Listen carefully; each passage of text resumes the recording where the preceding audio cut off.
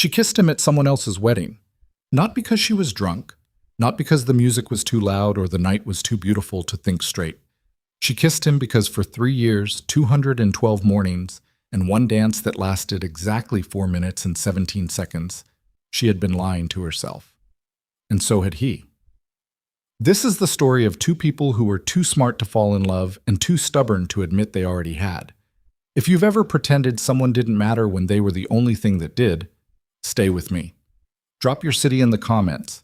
Let's see how far this story travels. The alarm didn't wake Nathan Cross. His daughter did. "Daddy?"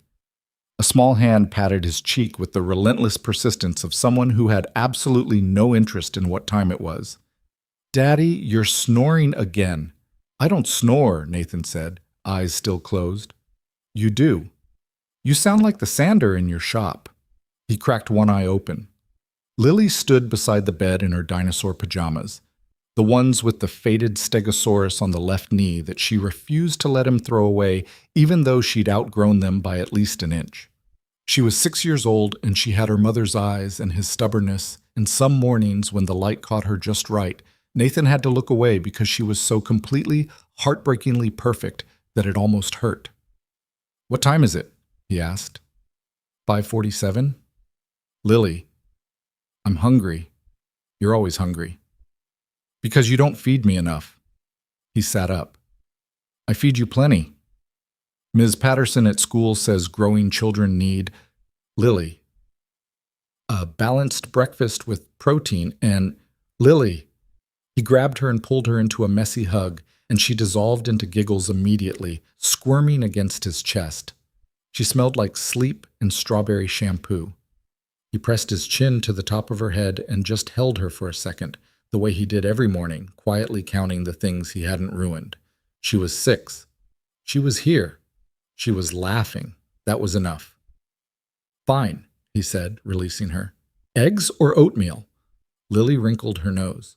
"Can we go to the bakery?" And there it was. Nathan Cross stood up, ran a hand over his face, and tried very hard to pretend the suggestion hadn't immediately made something in his chest move. "It's not even 6, he said. "She opens early." "Lily, she always has the blueberry scones on Tuesdays, and today is Tuesday, and you always say we can't go on weekdays, but we're already awake and—" "Okay."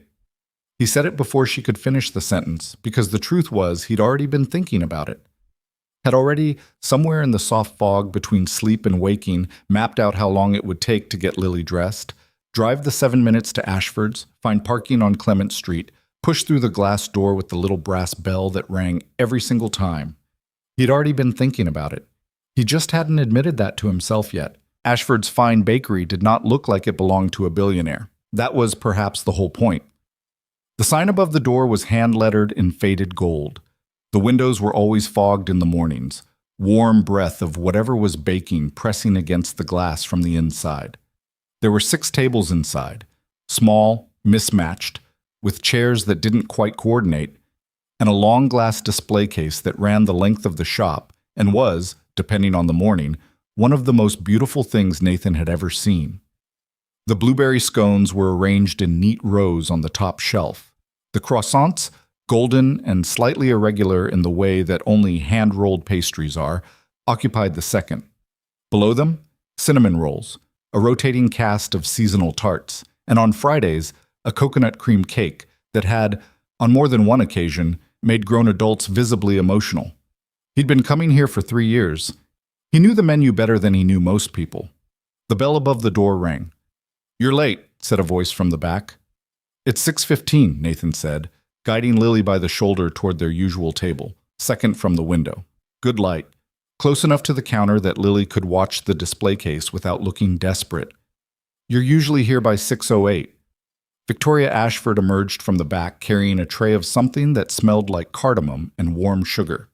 She was wearing her work clothes, dark jeans, a plain white shirt with flower on the left sleeve, hair pulled back in a bun that was either very casual or had taken 20 minutes to perfect.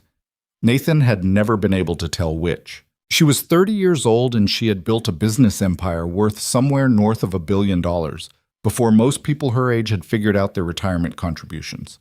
She had offices in 4 cities, a team of 400, and had appeared on the cover of Forbes magazine twice.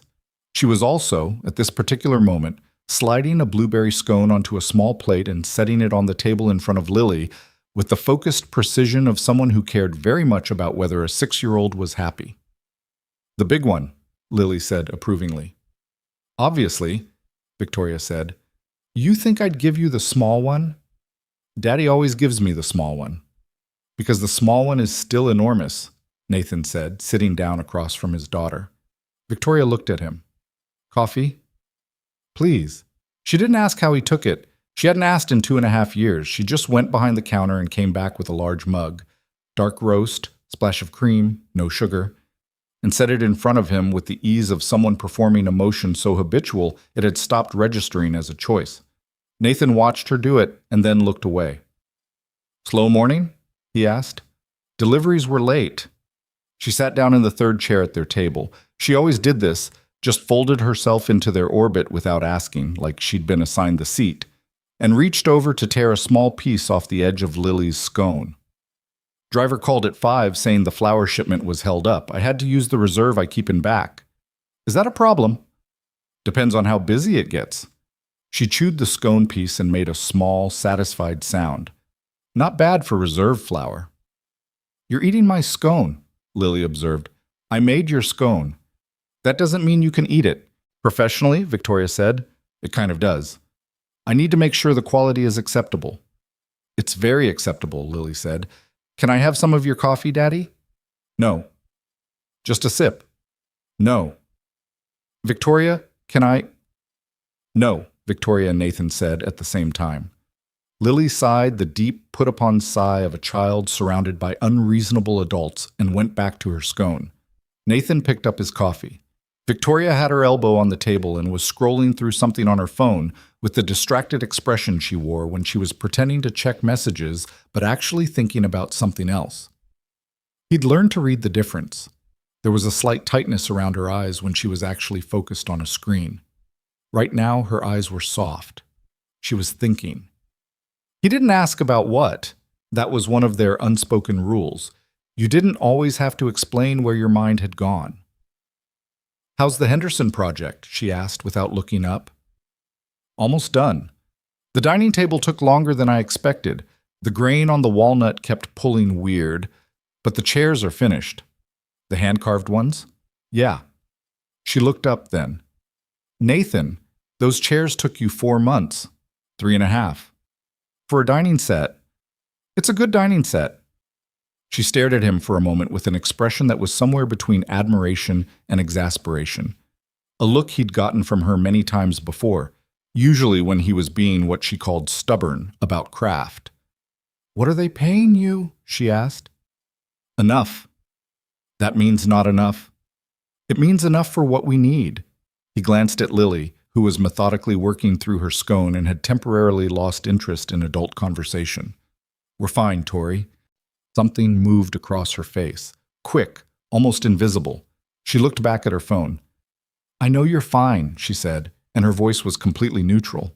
The first time Nathan Cross had walked into Ashford's fine bakery, he hadn't known it belonged to Victoria Ashford. He'd moved to the neighborhood 6 months after his wife left. Left being the polite word for it. The actual story was more complicated and considerably less tidy. And he'd been looking for a place where he could sit with Lily for 30 minutes in the morning without anyone trying to make conversation at him. The bakery had looked quiet. The coffee had turned out to be excellent. The woman behind the counter had looked at Lily with the kind of steady, unsentimental warmth that children recognize immediately and adults spend years trying to fake. "How old?" she'd asked Lily directly, not asking Nathan. 3.5, Lily had said. "Are you very brave?" "Yes." "Then you can try the cardamom scone. It has a little spice. Most 3-year-olds can't handle it." Lily had eaten the entire thing. She'd been coming back ever since. It had taken Nathan 2 weeks to learn Victoria's name, another month to learn she owned the place, and 6 months after that to discover, through a friend of a friend who worked in finance and had mentioned it in passing over drinks, that Victoria Ashford's name appeared in a lot of boardrooms that had nothing to do with pastries. He'd gone home that night and looked her up. The Forbes profile, the acquisition announcements, the photo from some gala in New York. Victoria in a floor-length gown looking polished and slightly bored, the kind of photo that made you realize you were seeing a completely different version of a person than the one you thought you knew. He'd read the whole article and then closed his laptop and gone to check on Lily. The next morning, he'd gone back to the bakery. He hadn't known what he expected to change. Nothing changed. She was behind the counter with flour on her sleeve, and she gave him his coffee without asking how he took it, and they talked about nothing important for 20 minutes, and then he left to take Lily to preschool. He'd never brought up the article. She'd never mentioned it. That was the thing about Victoria. She didn't seem to need you to know who she was. She was just herself. In the bakery at 6 in the morning, she was simply the woman who knew exactly which scone Lily wanted, and who would steal small pieces off the plate and call it quality control. He didn't know what to do with someone like that, so he kept coming back.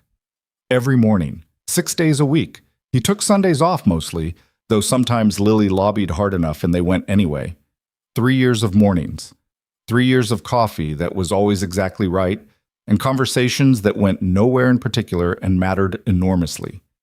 If you'd asked Nathan Cross, in the middle of any one of those mornings, whether he had feelings for the woman sitting across the table from him, he would have said no.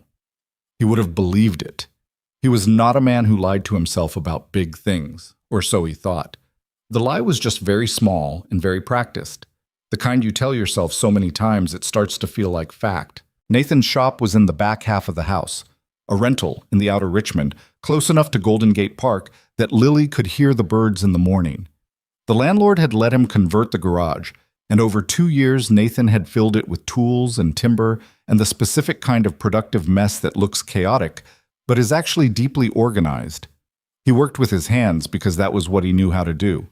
His father had been a carpenter, his grandfather before that. There was something in the Cross blood that felt more comfortable with wood than with words, with shaping something physical, something you could run your fingers along and know whether it was right. He'd dropped out of his business degree in his junior year when Lily's mother, Elena, had found out she was pregnant. They'd been 25. They'd tried to make it work. He didn't blame Elena for eventually deciding she couldn't. She'd told him once in a conversation that had been much more honest than kind, that she had never felt like she belonged to the life they'd ended up with. That she loved Lily, but that loving Lily wasn't the same as being able to stay. He'd let her go. He'd kept Lily. He'd finished a custom order for a law firm in the marina that kept him afloat for 4 months while he figured out what came next. What came next turned out to be this: a small shop with a growing reputation for furniture that lasted, and a daughter who called him out on his snoring at 5:47 in the morning, and a bakery on Clement Street where someone always had his coffee ready. It was not the life he'd planned when he was 22 and full of ideas about what his future would look like. It was better in ways he couldn't always articulate, and harder in ways he rarely talked about. He was sanding the back of a walnut chair when his phone rang. He checked the screen out of habit, not expectation, and then stood very still for a second. Victoria. They texted sometimes, logistics mostly. Things like Lily left her jacket here, or you mentioned the Henderson project. Did you end up using white oak? But she didn't call often. Neither did he. Calling felt for some reason neither of them had ever acknowledged, like it meant something. He picked up on the third ring. "Hey," he said. "Hi." A brief pause. He could hear the ambient noise of the bakery behind her, the low hum of the espresso machine, distant voices. "Are you in the middle of something?" "Sanding." "I can call back." "No, it's fine. What's up?" Another pause, shorter this time. "Okay, this is going to sound strange. Or maybe, I don't know, maybe it won't. I don't actually know how to pitch this, so I'm just going to say it." "Go ahead." "My cousin Daniel is getting married in 3 weeks, up in Sonoma.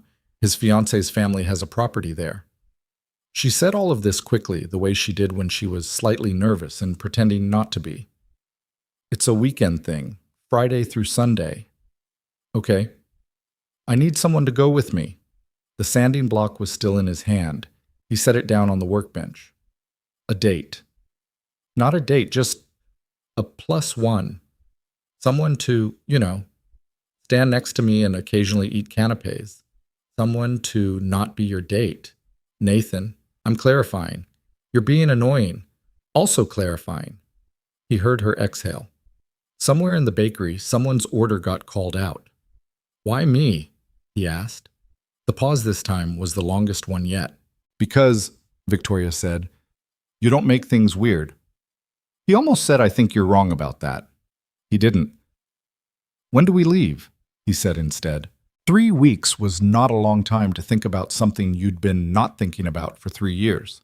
Nathan managed it by staying busy, which was his default solution to most problems. He finished the Henderson dining set. He started a new commission, a bookcase for a professor at UCSF Oak, floor to ceiling, with a rolling library ladder. He took Lily to the park on Saturday and to her friend Maya's birthday party on Sunday, and sat on a folding chair in Maya's backyard watching a dozen 6-year-olds chase each other with water guns, while he drank bad lemonade and talked to Maya's father about nothing in particular. He went to the bakery every morning. Victoria was the same as she always was. Maybe slightly more careful about meeting his eyes. He might have imagined that. On Wednesday of the second week, Lily, who was finishing a bowl of cereal at the kitchen table while Nathan packed her lunch, said without looking up, "Are you and Victoria going somewhere?" Nathan's hand stopped on the Ziploc bag. "Who told you that?" "Victoria." "When?" "This morning. She said you were going to a wedding with her." Lily's spoon clinked against the bowl. "Are you going to dance?" "It's a wedding. There's usually dancing." "Are you going to dance with Victoria?" "I don't know." "You should," Lily said. "She's a good dancer. She danced with me at the Christmas thing." The Christmas thing had been Victoria's annual staff holiday party, to which she'd invited Nathan and Lily 2 years in a row on the grounds that the alternative was them eating delivery pizza at home and watching holiday specials, which Victoria had deemed, in her words, honestly kind of depressing, Nathan. He remembered Victoria dancing with Lily, a silly, shoulder-wiggling thing to some song Lily had been obsessed with that season. He remembered laughing. He remembered the way Victoria had looked up at him across the dance floor, her cheeks flushed, Lily twirling in her arms, and the expression on her face had been, he'd classified it, at the time, as joy, just plain happiness. He picked the bag back up and finished packing the lunch. "Finish your cereal," he said. Lily, wisely, let the subject drop. They left early on the Friday morning before the city traffic got serious. Nathan drove.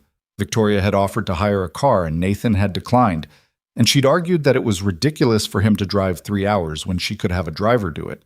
And he'd said that he didn't mind driving, and she'd said that wasn't the point, and he'd said it was to him. And they'd had this conversation, or a version of it, at least 4 times before she'd finally accepted that he was going to drive, and that was that. His truck was clean, but not new. She loaded her bag into the back without comment. They talked about nothing important for the first hour. Coffee from a gas station because Nathan had stopped to get gas, and there was a coffee machine, and Victoria had accepted without protest, which he took as a sign she was nervous, because normally she had opinions about gas station coffee. The hills outside the city gave way to vineyard country, gold and green in the early light. "Tell me about the family," he said, somewhere past Petaluma. She shifted in the passenger seat. "Daniel is my favorite cousin. He's about our age, 32, 33. Grew up in Connecticut with my Aunt Patricia, who is my mother's sister and is lovely, but has a very strong idea about what constitutes appropriate life choices." "What does that mean for us?" "It means she's going to have questions." "About what?" Victoria looked at him sideways. "About why I'm showing up to a family wedding with a man she's never heard me mention before." "Have you mentioned me before?" "I've mentioned the bakery." "That's not the same thing." "No." She turned back to look at the road. "It's not." Nathan said, "Should we have a cover story?" "What do you mean?" "For when they ask questions. Do we have an explanation ready?" Victoria was quiet for a moment. "I thought we'd just, I don't know. Be honest, we're friends. We've been friends for years. You came as my +1. She paused. "That's the truth." "Yeah," Nathan said. "Is that okay?" "Of course it is." They drove in silence for a while. The wine country opened up around them, all rolling hills and ordered rows of vines, and the morning light was the particular golden color that California does in early fall. Victoria had her window cracked slightly, and her hair was moving. Nathan kept his eyes on the road. That's the truth, she'd said. He kept turning the phrase over in his mind like a stone in his hand, looking for the edges. The estate was the kind of property that didn't boast about itself. A long gravel drive, oak trees older than anyone present. The main house was a converted farmhouse, cream-painted and ivy-covered, with a terrace that looked out over the vineyard. Tents had been set up for the reception. Tables were being arranged. Victoria's family descended immediately. "Vicky!" A woman in her early 60s, impeccably dressed, swept across the terrace with the authority of someone who had been making entrances her entire life. This, Nathan understood immediately, was Aunt Patricia. "You made it. We were starting to wonder." She stopped when she registered Nathan. Her eyes moved from Victoria to him and back again, and something in her expression shifted. "And this is?" "My friend Nathan," Victoria said. "Aunt Patricia, this is Nathan Cross." "Nathan, Patricia Ashford Moore." "Cross," Patricia repeated as though logging the name. She shook his hand with more focus than the moment required. "And how do you know our Victoria?" "His daughter and I bonded over scones," Victoria said, smoothly redirecting. "He's been coming to the bakery for years. Nathan makes custom furniture." "Furniture?" Patricia's eyebrows went up slightly. "How lovely." The "how lovely" had the cadence of a woman who was recalibrating. A younger man appeared behind Patricia, wide-shouldered, easy grin, the look of someone who'd been athletic once and hadn't entirely stopped. He was wearing a blue linen shirt that suggested he knew he looked good in blue linen. "Is this him?" he said. Victoria's jaw tightened slightly. "Daniel!" "The guy from the bakery?" Daniel stuck his hand out. "Nathan, right? I'm Daniel, the groom, theoretically." He pumped Nathan's hand with genuine warmth. "She talks about you, by the way." "Daniel," Victoria said, "I'm just saying." "Don't." "Merely observing." He grinned at Nathan. "Sorry, she hates that. Come on, let me show you where you're staying. Patricia, we'll see you at dinner." He steered them both away with the practiced ease of a man who knew how to exit a conversation. Under his breath, to Victoria. "Relax, I'm on your side." "You're not helping," Victoria said through a smile that was at least 40% genuine. "Sure I am." He glanced back at Nathan. "She make you drive the whole way?" "She tried to hire a car." He wouldn't let her. Daniel looked at his cousin with an expression Nathan couldn't quite read. "Interesting." "I hate you," Victoria said pleasantly. "No, you don't." He held a door open. "Your rooms are on the second floor. Dinner's at 7. Try not to be weird about each other." He disappeared before either of them could respond. Nathan looked at Victoria. Victoria looked at the middle distance. "He means well," she said. "I know. He just talks." "It's fine, Tori." She turned to look at him. Her expression was difficult. "I didn't know he was going to—" "It doesn't matter." He picked up his bag. "What time is dinner?" She watched him for a moment, something working behind her eyes. Then she picked up her own bag. 7, she said. "Then we have a couple hours." He started toward the stairs. "I'm going to find out if there's anywhere around here I can get a decent cup of coffee, since someone made me accept gas station coffee this morning." He heard her exhale, almost a laugh. "There's a cafe in the town," she said. "It's about a mile. Want to come?" A pause. "Yes," Victoria said. The rehearsal dinner was 22 people around a long table on the terrace, with string lights overhead and the vineyard going golden in the last of the evening light. Daniel was cheerful and funny and clearly very much in love with his fiancée, Clara, who was a pediatric nurse from Santa Rosa with a dry sense of humor and strong opinions about wine, both of which Nathan liked immediately. Nathan sat beside Victoria.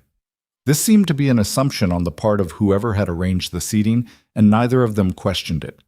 The wine was very good. The food was excellent.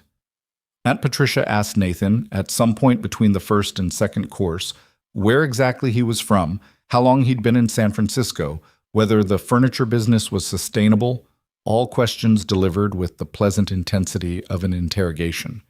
And Nathan answered each one directly, which seemed to disarm her slightly. "And your daughter," Patricia said. "You raise her yourself?" "I do." That must be demanding. Some days more than others. He picked up his wine glass. She's the best thing in my life. Patricia looked at him. Then she looked at Victoria. Victoria was pretending to be very interested in her risotto. Patricia said, and the syllable contained a volume of information that Nathan didn't entirely decode but filed away. Later, after dinner, when the table had loosened into dessert and separate conversations, Daniel appeared at Nathan's shoulder with 2 glasses of whiskey and handed one over without preamble. She's been different the last couple years, Daniel said, not loudly, just quietly, as a statement of fact. More, I don't know, grounded. I wouldn't take credit for that, Nathan said. I'm not necessarily assigning credit. Daniel sipped his drink. I'm just noting a coincidence. He looked out at the vineyard. She called me when she was deciding whether to keep the bakery, when the business really started taking off and she had to decide whether the bakery was worth the effort or whether she should just cut it loose. Focus on the bigger thing. Nathan turned to look at him. She kept it, Daniel said. I always wondered why. He glanced sideways. Now I have a theory. She kept it because she loves it, Nathan said. The bakery is hers in a way the rest of it isn't. Daniel looked at him for a long moment. Yeah, he said. That too. He wandered away. Nathan stood with his whiskey and watched Victoria across the terrace. She was talking to Clara, head tilted, listening with her full attention in the way she did when she found someone genuinely interesting. She laughed at something, tucked a strand of loose hair behind her ear. He looked away, turned back to the vineyard, finished his drink. Outside, the night was warm and full of crickets. He couldn't sleep. Not unusual, on its own. Nathan had never been a great sleeper. Too much going on behind his eyes when the workshop was quiet and there was nothing left to do with his hands. But tonight it was specific. The thing he'd been carefully not looking at had gotten closer, the way things do when you take them out of your normal environment and put them somewhere unfamiliar. He lay on his back in the dark and stared at the ceiling and thought about what Daniel had said. She's been different. I have a theory. He thought about 3 years of mornings. He thought about the way Victoria had said you don't make things weird on the phone, and how that sentence, which seemed like a simple explanation, had actually been anything but. He thought about Lily saying you should dance with her. He thought about the Forbes profile he'd read once and never brought up, about the version of Victoria in the floor-length gown and the version of Victoria with flower on her sleeve, about how both of them were real and how somehow he'd gotten to know the second one without ever making the first one feel like something she needed to explain. He thought about the day, 14 months ago, when he'd gotten a call from the school that Lily had a fever, and he'd been elbow deep in a commission with a hard deadline, and the first person he'd called, before his neighbor, before Elena, before anyone, had been Victoria. She'd gone. She'd picked Lily up, taken her home, gotten her settled on the couch with a blanket and a bowl of soup and some show about talking animals that Lily was obsessed with. By the time Nathan had gotten home, Lily was asleep, and Victoria was at his kitchen table reading something on her phone, and she'd looked up when he came in and said, completely matter-of-fact, "She's fine. Ate half the soup. Fever's down." And he'd stood there in his own kitchen and felt something so large and complicated he hadn't been able to name it. He'd said thank you. He'd meant something much more than that. He hadn't said the more than that. He lay in the dark in Sonoma and thought, at some point you run out of room to keep pretending. The thought sat with him for a long time. He didn't do anything about it. He just let it be there. Eventually, somewhere around 2 a.m, he fell asleep. He found her in the kitchen at 6:30 making coffee. Not fancy coffee, just regular drip coffee from the estate's standard machine, which she was regarding with the mild dissatisfaction of a professional. "The grind's too coarse," she said when he appeared. "Good morning to you, too."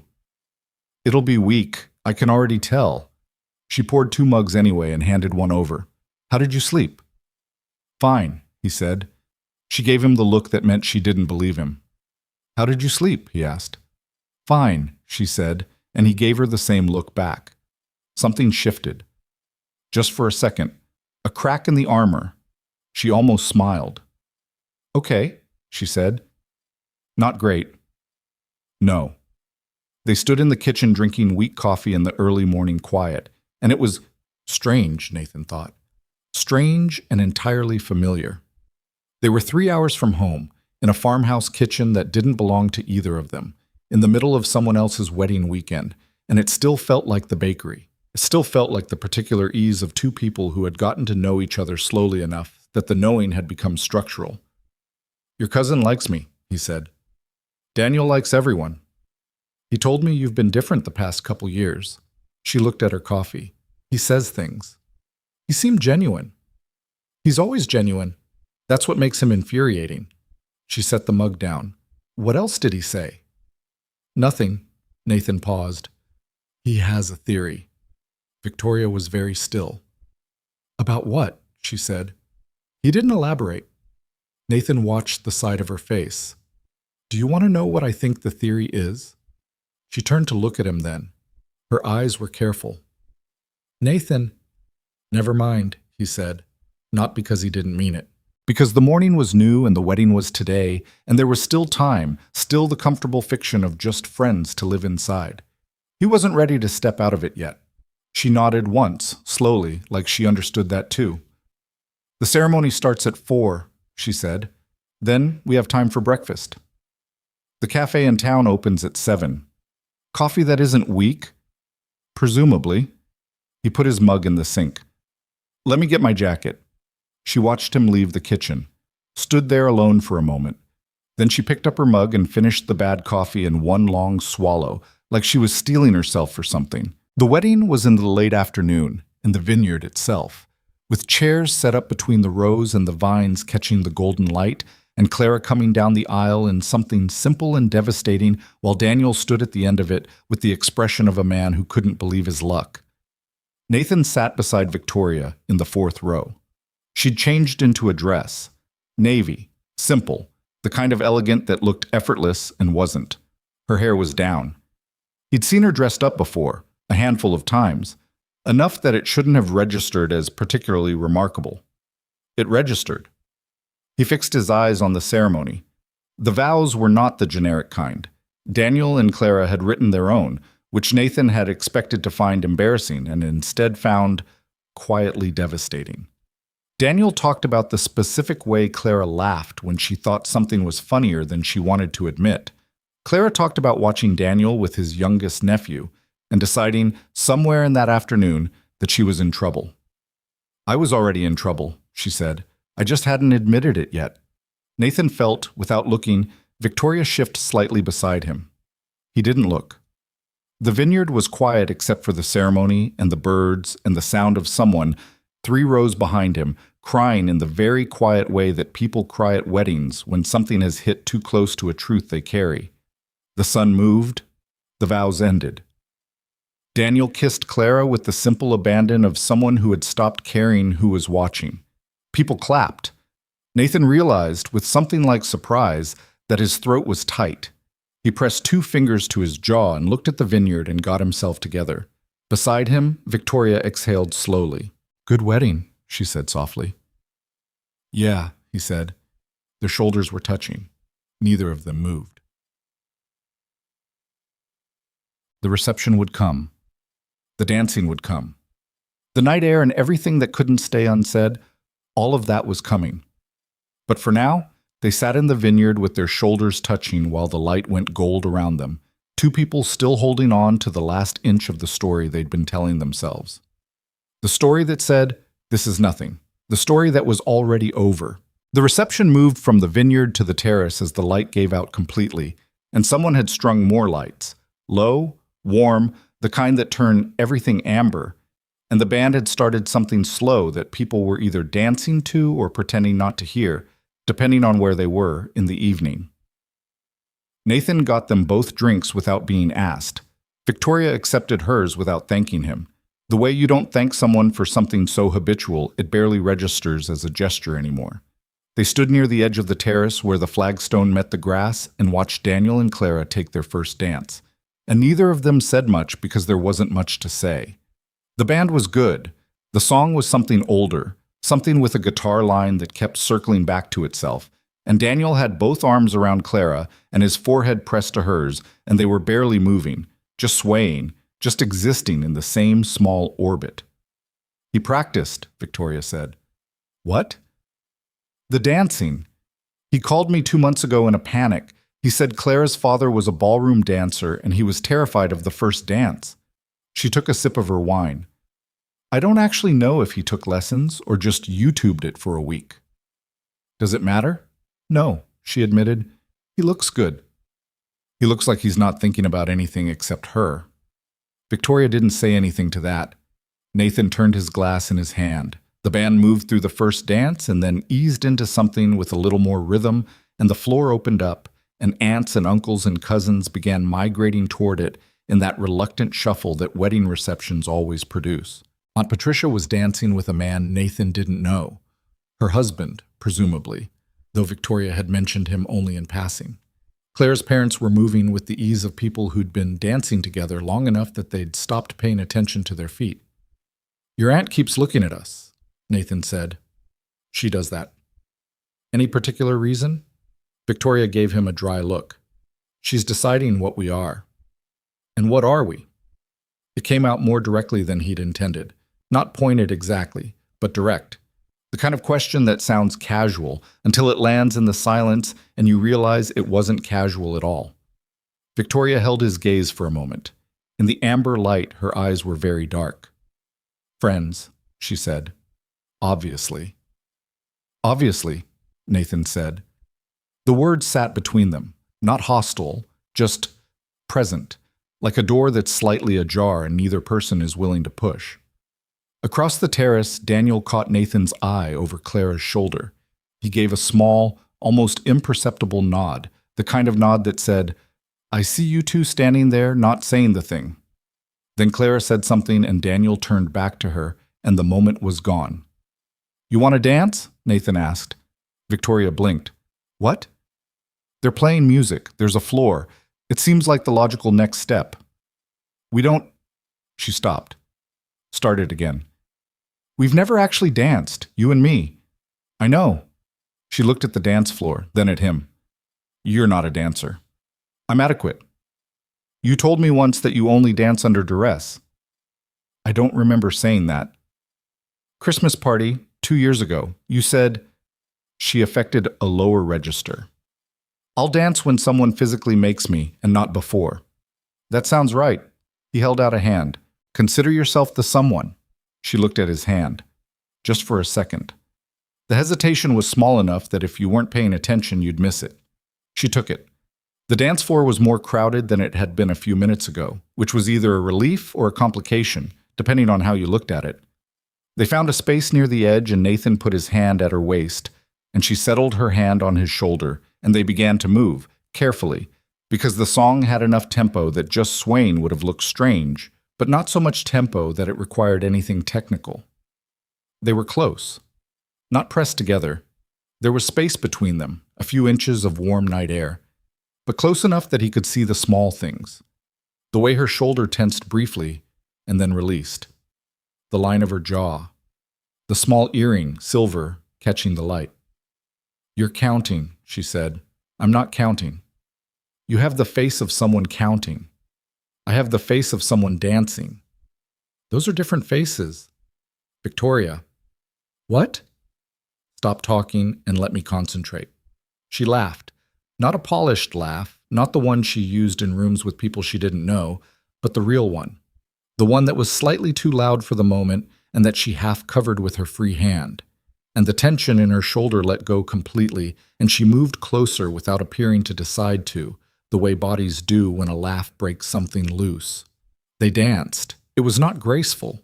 He misjudged the rhythm twice, and she stepped on his foot once and murmured a quick apology into his shoulder without pulling back.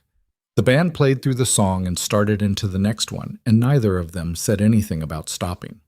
Around them, the wedding continued. Someone told a story at the bar that made a group of people explode with laughter.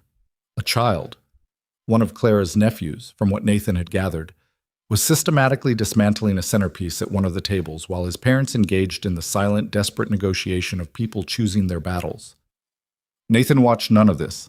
He was looking at the middle distance over Victoria's shoulder, the lit edge of the vineyard against the dark sky, and he was thinking about what Daniel had said the night before. She's been different. And he was thinking about the kitchen that morning, the bad coffee, the way she'd gone very still when he'd mentioned Daniel's theory.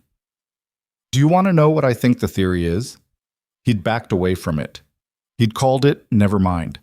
He was aware, with a clarity that the dancing and the wine and the warm night had made harder to ignore, that he was running out of never minds. Your family is watching us, he said quietly. I know. Does that bother you? She considered this with what seemed like genuine attention. It bothers me that they're drawing conclusions. What conclusions? A pause. Her hand shifted slightly on his shoulder. Just a small adjustment, fingers spreading, not quite settling. The ones that aren't wrong enough to argue with. He slowed slightly, not stopping, just slowing, enough to look at her directly, which required her to look back. Her expression was not afraid exactly. Victoria Ashford did not do afraid, or at least she'd spent 30 years getting very good at not showing it, but there was something there, something exposed in the particular set of her mouth. Tori, he said. Don't, she said. I haven't said anything yet. I know. Don't, anyway. He held her gaze. The music moved around them. Someone bumped them from behind. Another couple, slightly drunk, laughing about something. And Victoria's hand on his shoulder tightened briefly, and she didn't step back. Okay, Nathan said. Okay, she said. They kept dancing, but the inch of space between them was gone. Neither of them mentioned it. Cool. The song ended and they separated with the natural, slightly too casual ease of people performing normalcy, and Nathan went to get more drinks while Victoria was absorbed into a knot of cousins who wanted to catch up, and he stood at the bar for a few minutes with his back to the party and tried to get his head to stop doing what it was doing. The bartender was a young guy with an easy manner who poured without being asked and said, "Good wedding," and Nathan said, "Yeah," and that was the extent of it, which was exactly what he needed. He drank his beer and watched the bartender open a new bottle of something and thought, 3 years. 3 years of telling himself that what he felt in that bakery was just comfort, just the particular pleasure of a place that knew you, a routine that held, that the reason he went every morning wasn't the woman who ran it, but the predictability, the coffee, the way it set his day. And he'd believed it, or he'd believed it well enough. The trouble was the dance floor. The trouble was the last 4 minutes and the way she'd laughed against his shoulder. The trouble was that some things, once you felt them clearly, refused to go back to being complicated. He'd felt her relax against him and his whole chest had gone quiet, the way it does when something slips into a place it was meant to be, and that was a problem. That was not a comfortable bakery routine feeling. That was something else entirely. He turned back to the party. Victoria was still with the cousins. She was listening to someone's story, that particular listening attention she gave things she actually found interesting, and her wine glass was in her hand and she hadn't looked for him yet. And then she did. Just a glance across the terrace. Not long. Not loaded with anything he could point to. Just checking. The way you check for someone when they've stepped away, because some part of you tracks them without meaning to. She found him at the bar. Their eyes met. She looked back at the cousins. Nathan picked up both glasses and went back. The evening wore on the way good evenings do. Too fast in some ways, too slow in others. People drifted from table to terrace to dance floor and back again. The band played something that made Aunt Patricia visibly emotional, which Daniel noticed and used to maneuver her into a dance with his new father-in-law, which Nathan watched with quiet admiration for the tactical skill involved.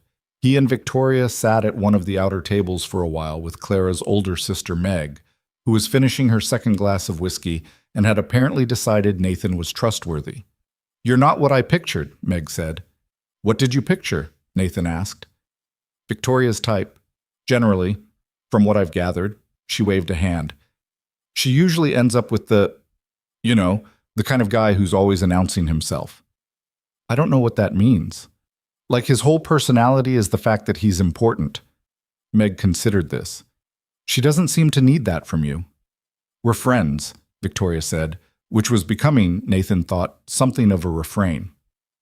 "Sure," Meg said, in exactly the tone Daniel had used when he said interesting. Victoria caught Nathan's eye briefly. The expression on her face said, "I cannot explain my extended family." His expression said, "I know, it's fine."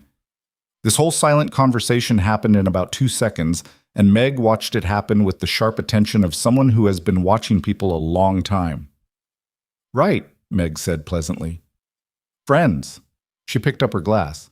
"Well, good for both of you."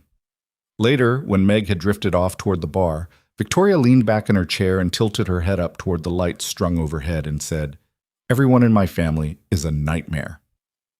Daniel isn't. Daniel is a nightmare in a more affectionate way." She let out a breath. Meg has been saying the quiet part loud since she was 12 years old. It's a gift and a curse. "She's not wrong, though," Nathan said. Victoria brought her head back down to look at him. "About what?" He met her gaze evenly. "You don't seem to need me to announce myself." Silence. "No," she said finally, quietly. "I don't." The band finished a song. The gap between songs was 4 seconds, maybe 5, and in those 4 seconds the terrace was oddly still, just conversation and the sound of glasses and the distant cricketing of the vineyard beyond the lights. "Can I tell you something?" Victoria said. "Yeah." "I almost told Daniel. When I called him to say I was bringing a +1, I almost told him we were together." She said it to the table, not to Nathan, looking at her wine glass like it had the answer to something. "I had the sentence ready. I was going to say I'm seeing someone, actually. I had it right there." Nathan waited. "I didn't," she said. "Obviously." "Why not?" She looked up at him then, and the expression on her face was the most unguarded he'd seen from her in 3 years. Not the bakery version, not the Forbes version, something underneath both of those. "Because it wasn't true. And because I didn't know how you'd—" She stopped. "I didn't want to say something that would make things strange between us. In case it was only something I felt." The table was small enough that he could have reached across it and touched her hand without fully extending his arm. He didn't do it. "Tori," he said. "I'm not saying this to make things complicated," she said quickly, and her voice had gone slightly careful, the voice she used when she was holding something at arm's length. "I just thought it seemed like you should know what was in my head. I'm glad you told me." She looked at him. "Are you?" "Yes. Because you have a very unreadable face right now." "I'm thinking." "About what?" He looked at the vineyard, at the edge of the light where the darkness started. The thing he'd been holding at arm's length all evening was close enough now that holding it was starting to cost something. "About the last 3 years," he said. She was quiet, waiting. "About how the first person I want to call, when anything happens, when Lily has a good day at school, when I finish something I'm proud of, when something goes wrong and I need to think it through out loud, it's you." He said it simply, not dramatically, like a fact he'd been carrying around long enough that saying it out loud just felt like putting something heavy on a table. Not second, not eventually. You, first, before anyone else. Victoria's hands were still on the glass. "Nathan, I'm not finished." She closed her mouth. "I told myself for 3 years that I went to the bakery because of the coffee, because of the routine, because Lily loves the scones, and it's a nice way to start the day." He looked back at her. "That's true. And it's not the whole truth, and I think we've both known that for a while." The light swayed slightly in a breeze off the vineyard. Somewhere behind them, a burst of laughter from the dance floor. "I don't know what to do with this," Victoria said. Her voice was lower than usual. I don't have a clean answer for you. I want to give you one. I've always been able to give people clear answers. That's basically my professional skill. I assess situations, and I make decisions." She looked at her hands. "With you, I don't. I look at you, and everything I've decided to keep simple becomes complicated, and I have been choosing to ignore that for a very long time." "I know. You have a daughter." "I know that too. And my life is not simple, Nathan. The business, the travel, the way I exist in the world is—" She made a small, frustrated gesture. "It's a lot. I have never managed to explain to anyone what it's like, and I've mostly stopped trying. You've never had to explain it to me. That landed somewhere. He saw it happen. The slight catch in her expression, the way she looked at him like she was recalculating something. No, she said. I haven't. The breeze came again. The lights moved. I'm not asking you to make a decision tonight, Nathan said. I needed you to know that what you almost said to Daniel, it wouldn't have been wrong. From where I stand, it wouldn't have been wrong at all. Victoria stared at him. Something in her face changed the way a sky changes when the light shifts. Not all at once, not dramatically, just a slow and irreversible alteration. The thing she'd been holding at arm's length for 3 years was right in front of her, and she wasn't pushing it away. She opened her mouth. Victoria. Aunt Patricia materialized at her elbow with the timing of someone who had been watching the body language from across the terrace for several minutes. Clara is asking for you. Something about the cake cutting. Apparently they want the immediate family. Victoria blinked. The moment cracked. She pressed her lips together for just a second. Not long enough for Patricia to notice, long enough for Nathan to... And then she stood. Of course, she said, her voice entirely smooth. She looked at Nathan once, briefly. He picked up his beer. Go, he said quietly. She went. Patricia lingered for exactly 2 seconds, giving Nathan the full weight of an expression that was not unfriendly, but was also not without its complications, before following her niece across the terrace. Nathan leaned back in his chair and let out a breath. Above him, the light swayed. Watch. An hour later, the party had loosened the way parties do when the formal events are finished and the open bar has been operating long enough. The cake had been cut. Daniel had made a speech that made Clara cry and made everyone else laugh at all the right moments. The band had shifted into older music, the kind that brought the older guests back to the floor. Nathan was at the edge of the terrace, jacket off, leaning on the stone balustrade and looking out at the vineyard going dark. He hadn't been looking for quiet exactly, but he'd stopped resisting it. He heard her footsteps before she spoke. My aunt, Victoria said, appearing beside him and adopting roughly the same posture, forearms on the balustrade, looking out, has decided you are, quote, solid. High praise. From Patricia, it genuinely is. She once described my last serious relationship as presentable. What happened to him? He couldn't handle the fact that I made more decisions before 9 a.m. than he made in a week. She said it without bitterness, just matter of fact. He was a good person. We just wanted different things from each other. What did you want? She thought about it honestly. Someone who didn't need me to be smaller. Nathan was quiet for a moment. The vineyard stretched out below the terrace, row after row, disappearing into the dark. How long ago? He asked. 4 years? Just before I opened the second office. She turned her wine glass slowly in her hands. After that I was busy. Convenient excuse, but also genuinely true. I didn't have the bandwidth for anything complicated. And then a man started coming into my bakery every morning. She wasn't looking at him. And his daughter decided I was an acceptable source of scones. And it stopped being about bandwidth. The band from inside the terrace was playing something with a trumpet in it. An old song. The kind that belonged to other people's memories and still somehow got in. I'm scared, Victoria said. It was so simple that it stopped him completely. Not preambled, not constructed, just the plain, unvarnished fact of it. Of what? He asked. Of getting this wrong. She turned to look at him then, finally.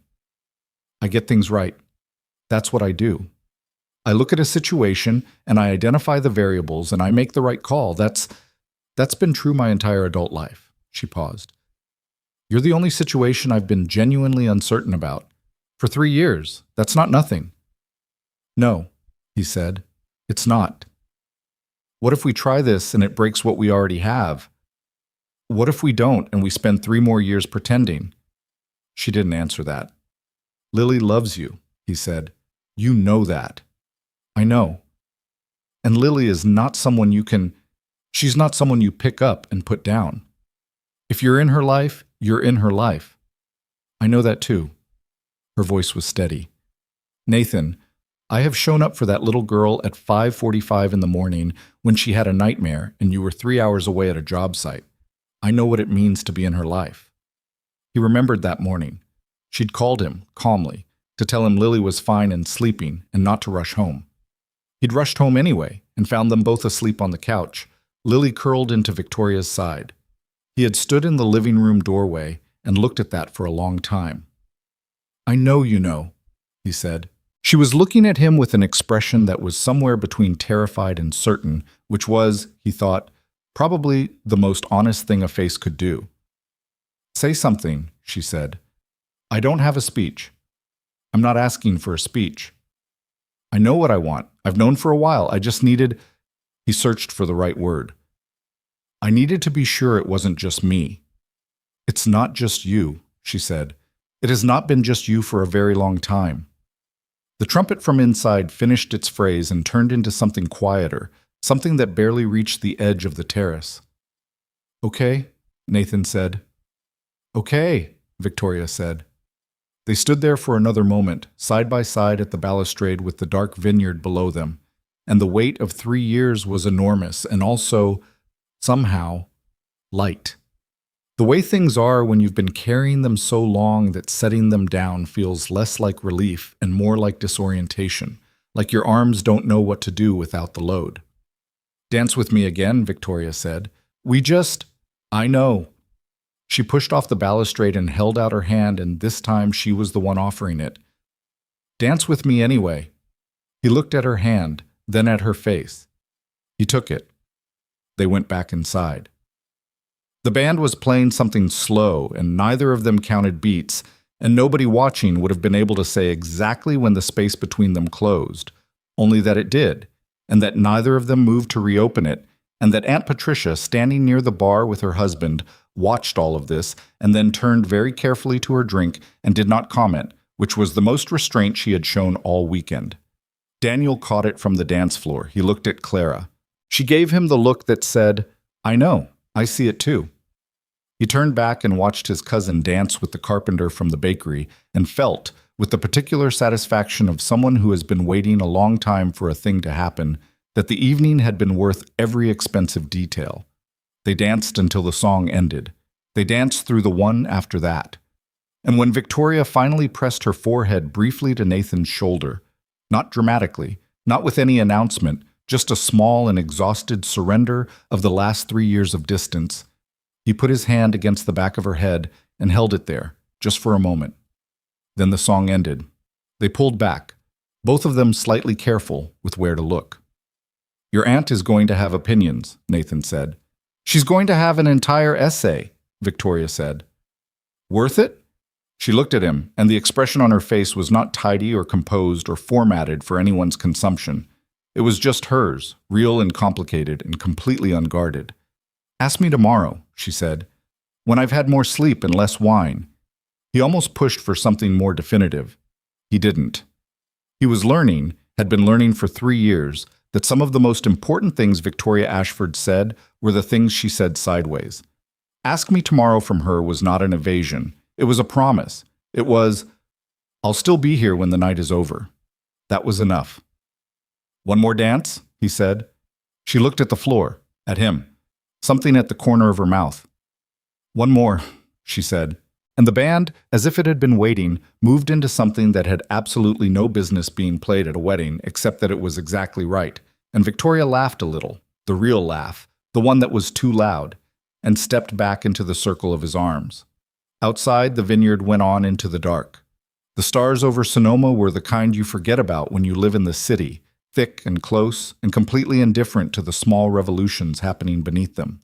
Inside, 2 people who had been standing at the edge of something for 3 years were still dancing, neither quite ready to call it what it was, but no longer pretending it was nothing. That was enough. For tonight, that was everything. The last song ended somewhere around 11:30, and the band packed up with the cheerful efficiency of people who had another gig tomorrow and couldn't afford sentiment. The remaining guests migrated toward the terrace bar in that slow, reluctant way that marked the end of a good evening. Nobody quite ready to call it, everyone aware the moment had passed. Nathan and Victoria helped Clara's mother carry a stack of centerpiece vases inside, because they were the nearest people when she started struggling with them.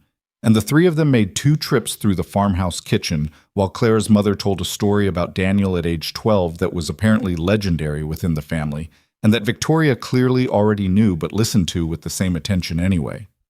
Small, ordinary kindness, the kind that doesn't announce itself.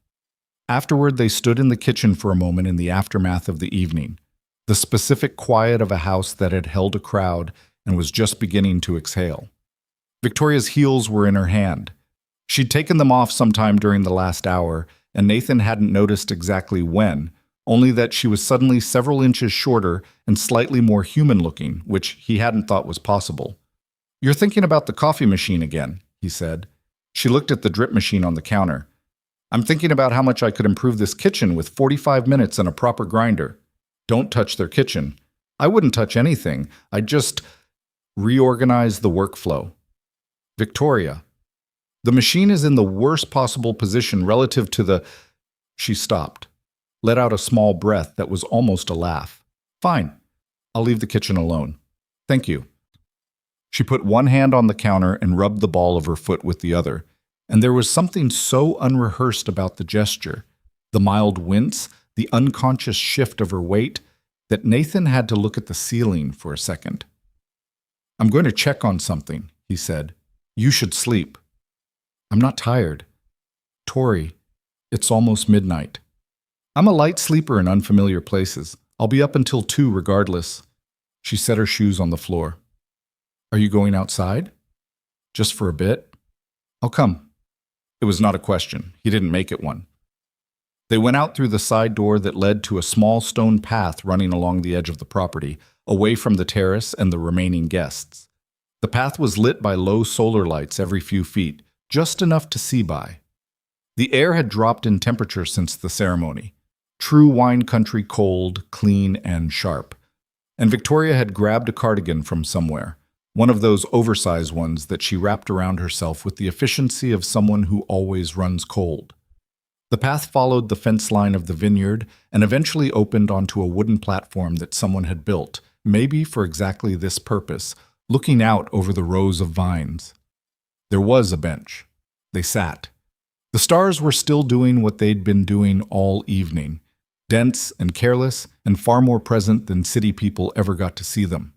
The vineyard was dark and regular and absolutely still, the way agricultural land is at night, all pattern and no movement. For a while, neither of them talked. This was one of the things Nathan had always liked about being with Victoria. Not every silence needed filling. She'd never been someone who talked to cover discomfort, and he'd always been more comfortable with his mouth closed anyway, and somewhere in 3 years of early mornings, they'd arrived at a shared understanding of the value of just existing in the same space without performing. But tonight, the silence had something in it, a kind of held breath. The conversation from the terrace, "It has not been just you," was still there between them, not resolved, not dissolved, just sitting with them in the dark. Victoria spoke first. "When I was 24, she said, I made a list." He waited. "Of the things I wanted by 30, it was very specific. I had categories." She pulled the cardigan tighter. Financial independence by 28. Own the bakery outright. Expand the consulting work. And personally, I had bullet points, which is embarrassing in retrospect but also very me. A pause. "I wanted to be with someone who was interesting, who had made something, who didn't need me to explain myself every 20 minutes. Did you find him?" "I found versions of him. None of them were quite—" She stopped, reconsidered. "The bakery was on the list, but it wasn't supposed to be the one I loved best. It was a financial anchor, a physical asset. That's how I thought about it." She looked out over the vines. "And then it turned out to be the part of my life I protected the most, the part I went to when everything else was too much, which was not in the plan. Plans are wrong sometimes. Plans are wrong constantly. That's not news." She turned to look at him. In the dark, her face was more shadow than light, but her eyes were clear. "You were not on the list, Nathan. A single father who makes furniture in the outer Richmond was not what I had mapped out. I'm aware I'm not a typical item on someone's list. That's not what I'm saying." She was quiet for a moment, working out the phrasing. I'm saying that I've been thinking for 3 years that the reason this doesn't feel like the things on my list is because it's not ready yet. It's not defined enough. We haven't agreed on what it is. She shook her head slightly. But that's not actually it. What is it? It feels different because it is different. It's not what I planned. It's better than what I planned, and I don't know what to do with that because the whole system I built to navigate my life runs on having a plan. He thought about that, really sat with it. You think having a plan makes it safer? I know it makes it safer. Safe from what? She looked at him like the question was slightly too obvious. From being wrong about someone. From investing in a thing that turns out to be not what I thought. She pressed her lips together. I have been wrong about people, Nathan. Important people. It takes a long time to recover from being wrong about someone you trusted. He understood, in the way you understand something that isn't entirely your story, but that you recognize anyway, that she wasn't just talking abstractly. There was a specific wrongness in her history, someone specific she'd been wrong about, and he'd never pushed for the details because she'd never offered them, and that had always felt like the right call. I'm not asking you to stop being careful, he said. I know. I'm not asking you to decide anything tonight. I already said that. I know that too. She looked at her hands in her lap. I want you to understand that it's not simple for me. From the outside, it probably looks like I've been overthinking something obvious. But from where I am, it's not obvious from where you are, he said. I get that. She looked up at him. I've been doing it too, he said, for 3 years. Every morning I went to that bakery and told myself I was going for the coffee and the routine, and I knew somewhere that I was lying, but the lie was more manageable than the alternative. He turned to look at the vineyard. Because the alternative meant admitting I'd fallen for someone I didn't know how to ask for, someone whose life is, he paused, chose the word honestly, big, in ways that mine isn't. Don't do that, Victoria said. Her voice had an edge to it. I'm not being self-deprecating. I'm being accurate. You're making it about scale, she said, and it's not about scale. My life being big doesn't make yours small. That's not how it works. She sounded almost irritated, like this was a thing she'd thought about before and arrived at strongly. You built something with your hands. You're raising a daughter by yourself, and she is the most... Lily is not small, Nathan. What you've made is not small. He was quiet. I'm sorry, she said after a moment. I didn't mean to... No, he said. Don't apologize. You're right. She subsided. The irritation drained out of her and left something softer behind it, something a little tired. She leaned back on the bench and looked up at the sky. I'm scared, she said again. The same word she'd used on the terrace, but this time it landed differently, less as a confession and more as a fact she was making peace with. I've said that twice tonight. I never say that to anyone. I know. Does it bother you? That you trust me with it? He shook his head. No. She was quiet for a moment. A nightbird called somewhere in the dark past the vineyard. Once, and then not again. Tell me something, Victoria said. Something I don't know. About what? Anything. About you. She turned her head to look at him. 3 years of mornings, and there are still things I don't know. Tell me one. He thought about it seriously, not reaching for something easy or presentable, looking for something true. When Elena left, he said, the first thing I felt was relief. Victoria said nothing, just listened. I'd been telling myself for 2 years that we could fix it, that it was just the adjustment, just the stress of a new baby, just whatever I needed it to be. And when she finally said she was leaving, my first thought wasn't grief. It was, he exhaled. It was like putting something down that had been very heavy. He paused. And then about 48 hours later, the grief showed up, and it was enormous. But that first moment, that's the thing I've never told anyone. Because it sounds terrible. It doesn't sound terrible, Victoria said. It sounds like I didn't love her.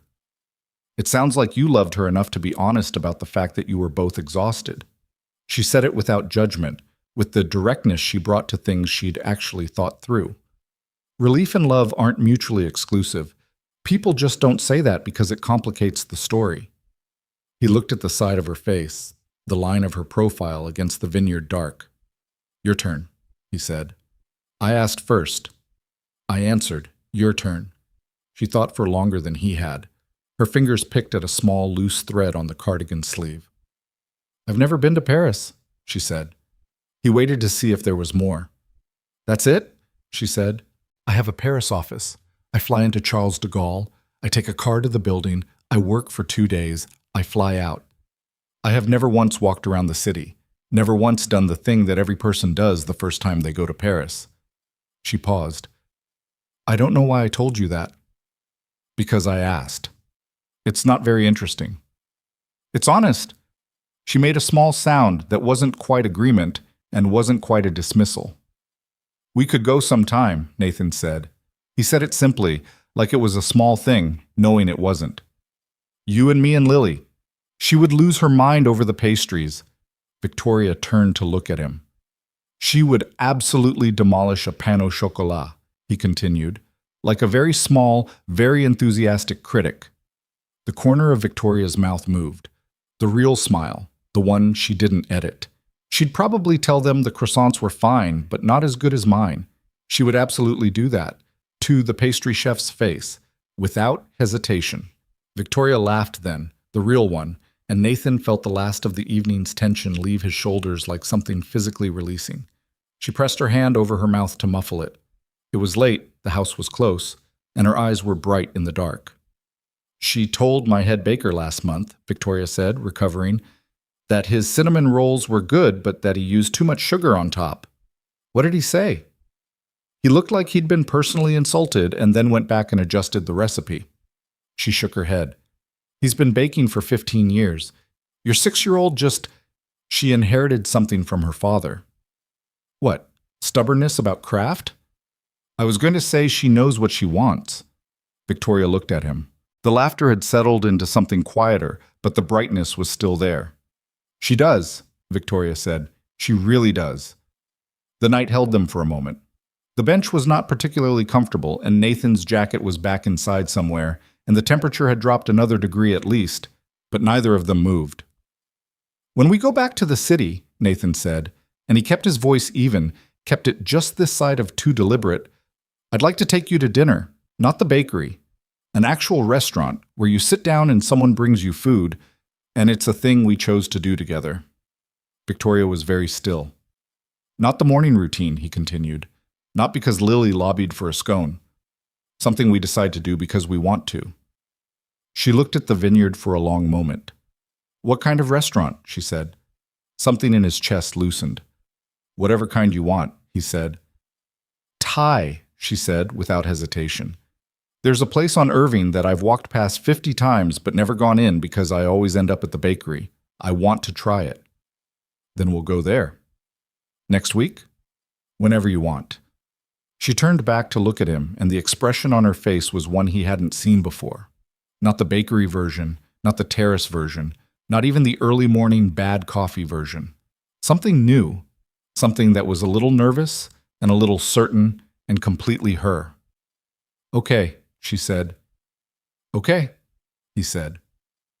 They sat in the quiet for another few minutes, shoulder to shoulder on the bench, the vineyard going on and on into the dark ahead of them. It was almost 1 in the morning. The house behind them was nearly silent now. Nathan was thinking about dinner next week in Paris, and the way Lily would tell a Parisian pastry chef exactly what she thought of his croissants. He was thinking about 3 years of mornings and how it was strange, how it was genuinely strange, that you could spend that much time with someone and still feel like you were only just beginning to see them. Or maybe that was the point. Maybe that was what 3 years of mornings built toward. Not the answer, but the ground level. The foundation so solid you'd stop noticing it was there. "We should sleep," Victoria said, not moving. "We should," he agreed. Neither of them moved. A minute passed. Maybe 2. "Nathan?" "Yeah." "Thank you for coming." She said it quietly, almost carefully. "To the wedding. I know I pitched it as a joke. I know that's how I put it to you." She paused. "It wasn't a joke. I wanted you here." "I know," he said. "You knew when I called?" "I had a suspicion. She made a quiet, exasperated sound. And you made me go through the whole pitch anyway. You seemed like you needed to say it the way you said it. She looked at him with the expression she reserved for moments when she couldn't decide whether he was infuriating or exactly right. You're going to be very annoying, she said. Whatever this turns into, you're going to be very annoying. Probably, he said. Good. She stood up, pulling the cardigan around herself. I can handle annoying. It's the alternatives I have trouble with. He stood too. They were close in the dark, closer than the bench had required. He could see the small details, the earring catching starlight, the tired line at the corner of her eye that only showed up when the defenses were down. Go to sleep, he said. You too. Second door on the left. I know where my room is. I know you do. He stopped. She was looking at him, and the look was the kind that asks a question without words. He reached up, and briefly, with the same simple economy he used for everything he did with his hands, tucked a strand of hair back from her face. She went very still. He dropped his hand. Good night, Tori, he said. She breathed once, slowly. Good night, she said. She walked back toward the house. He watched her go until she reached the side door and pulled it open, and the light from inside spilled briefly across the path. She looked back once. Then the door closed. Nathan stood on the stone path alone, the vineyard behind him and the house ahead, and felt something he hadn't felt in a long time. Not euphoria, nothing clean or simple like that. More like standing at the edge of something large and realizing you're not afraid of the size of it, aware of all the ways it could go wrong, clear-eyed about the complications. Knowing anyway. He went inside, checked his phone out of habit.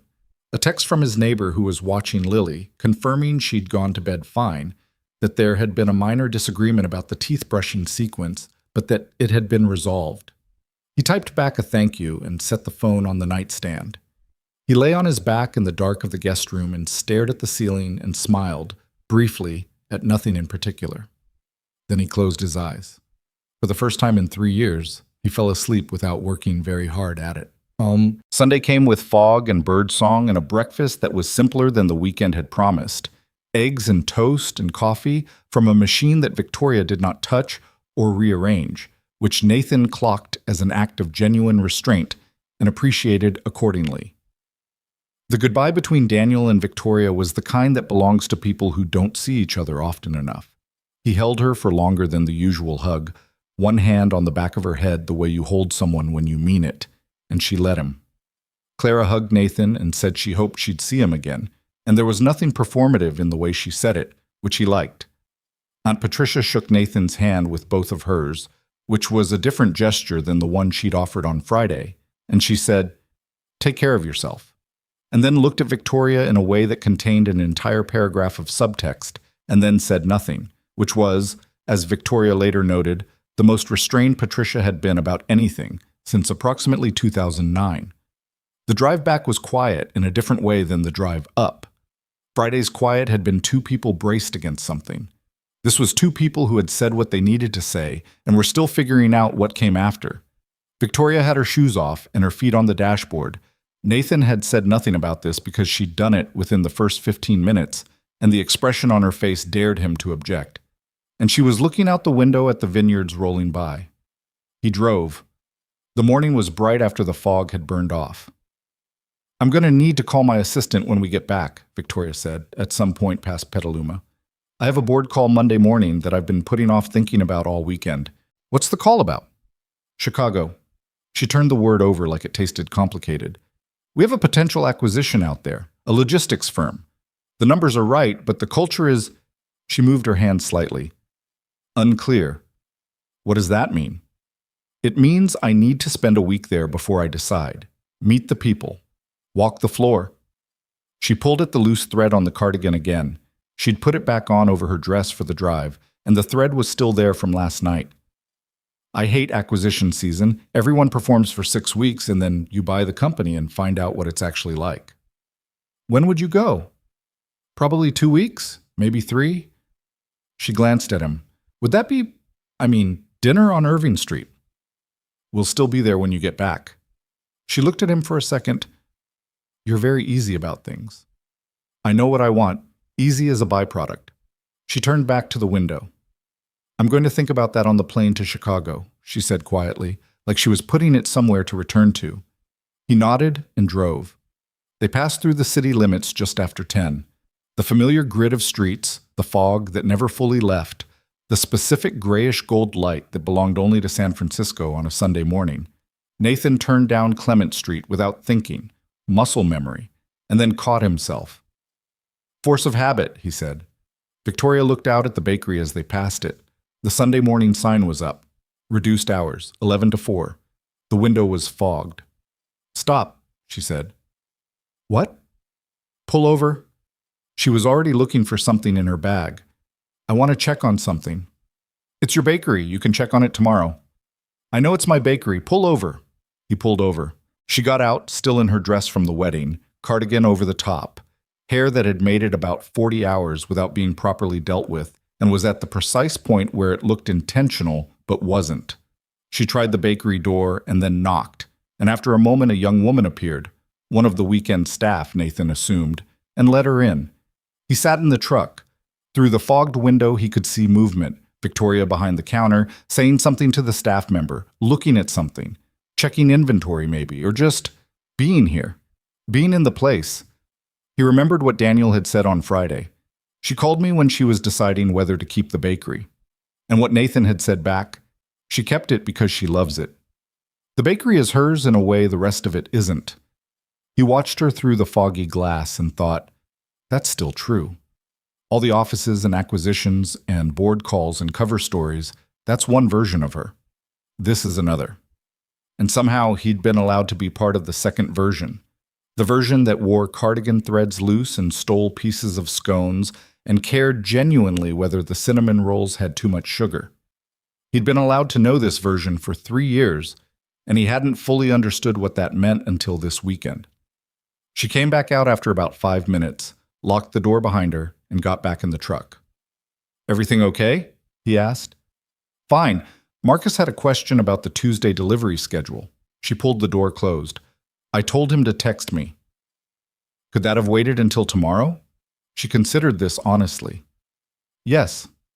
Then why? Because I wanted to see it. She looked at the fogged window from inside the truck. After a weekend away, I always want to see it. She said it simply, without apology. It settles something. He looked at the window, at the gold lettering that said Ashford's Fine Bakery in the hand-lettered style. I know, he said. She turned to look at him, and he turned to look at her, and they were very close because the cab of the truck was not large, and the gear shift between them was the only real distance, and the moment had that particular quality of a before, the second before something tips. Irving Street, she said. Thursday, he said. If you want. Thursday, she agreed. He started the truck. She put her feet back on the dashboard. He pulled into Sunday morning traffic, and neither of them said anything else for a while, and the quiet between them was the easiest thing in the world. He dropped her at her building, a converted Victorian in Coal Valley, 3 floors, the kind of building that in any other city would belong to someone's grandmother, and in San Francisco cost what it cost. And she got out and pulled her bag from the back and stood on the sidewalk for a moment. Thank you, she said, for driving. You're welcome. And for all of it. She didn't elaborate and she didn't need to.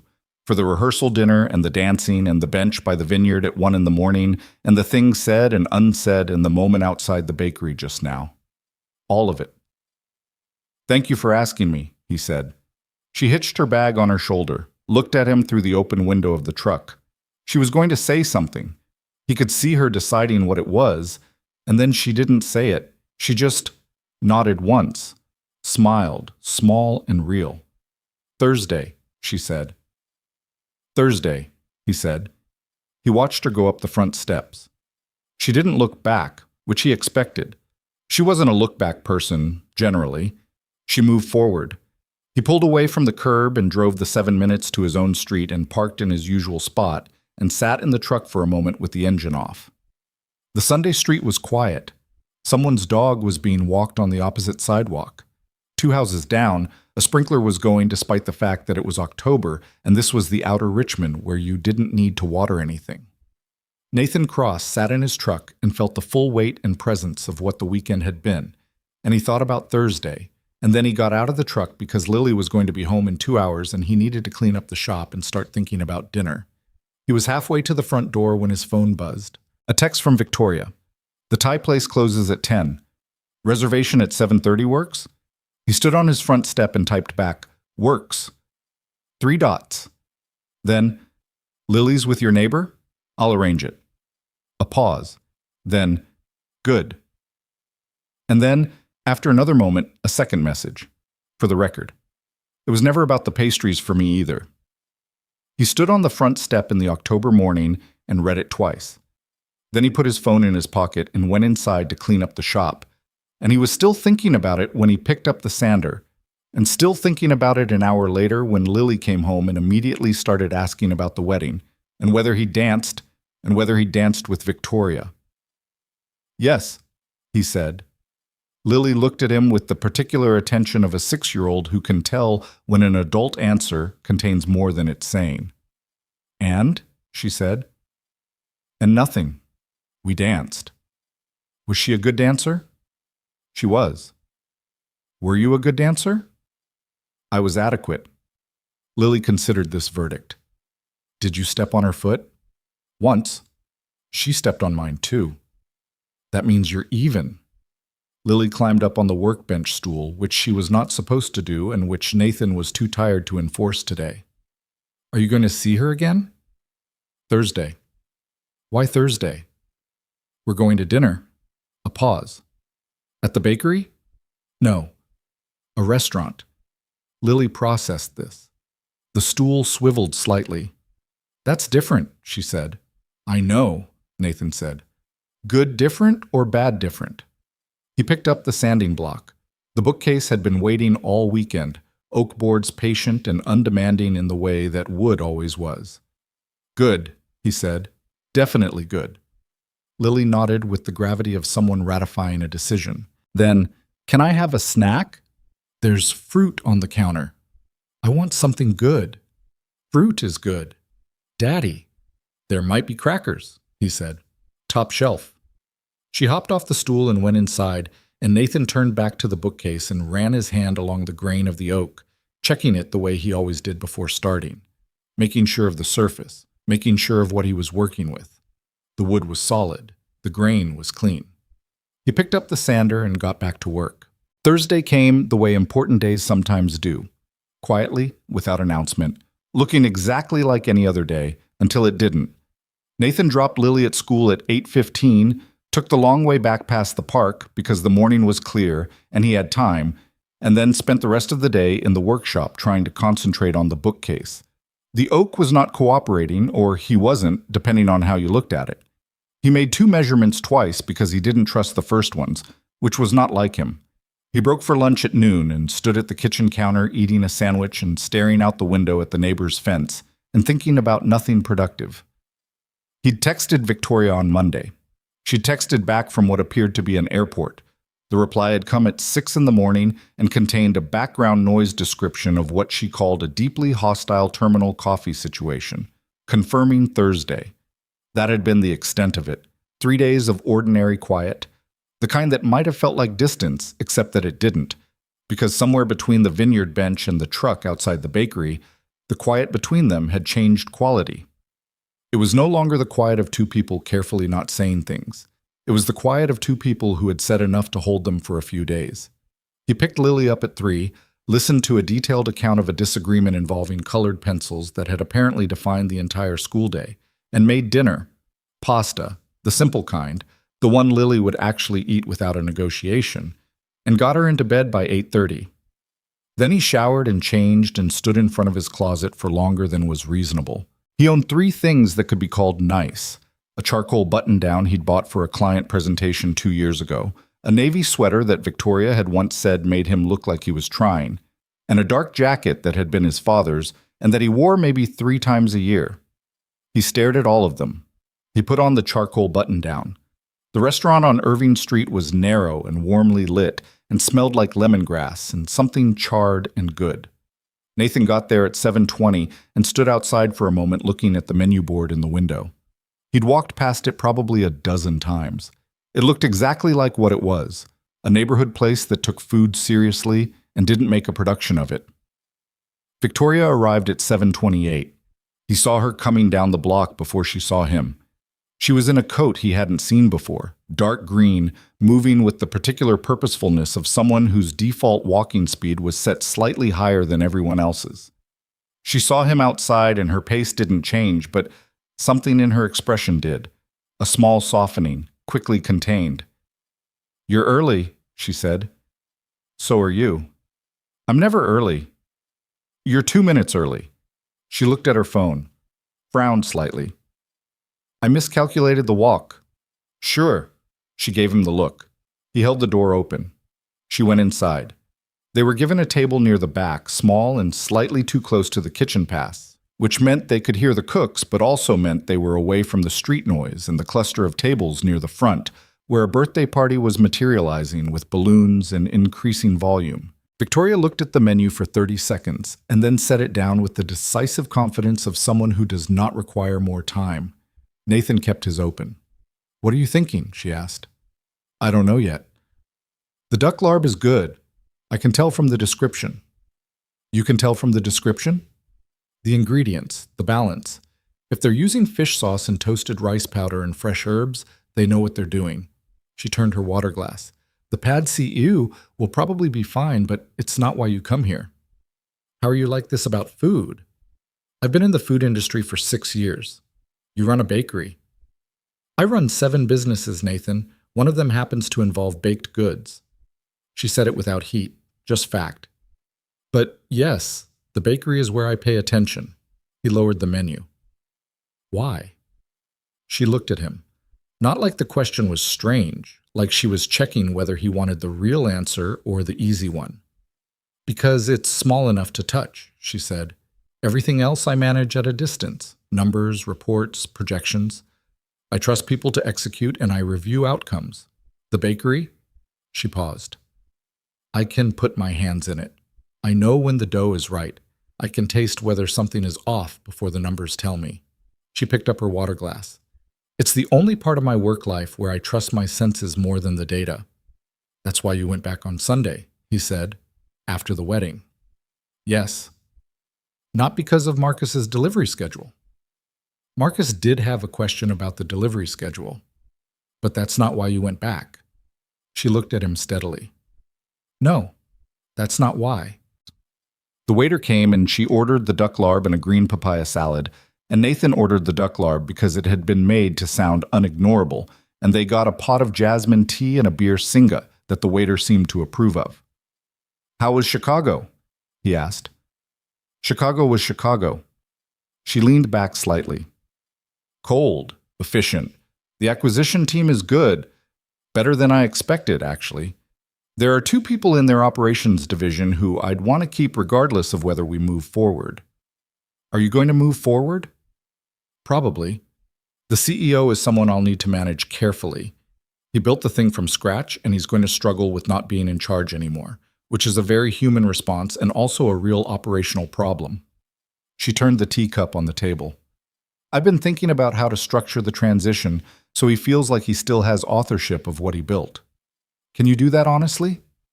She considered. "Mostly. There are things that'll have to change, but the core of it, what he's actually proud of, I can preserve that."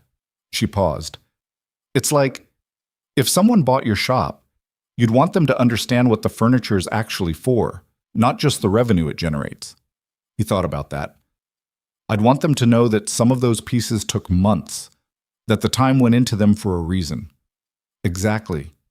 She nodded once. "That's what I'm trying to figure out how to tell him, that we know." He looked at her across the small table. The amber light caught the side of her face.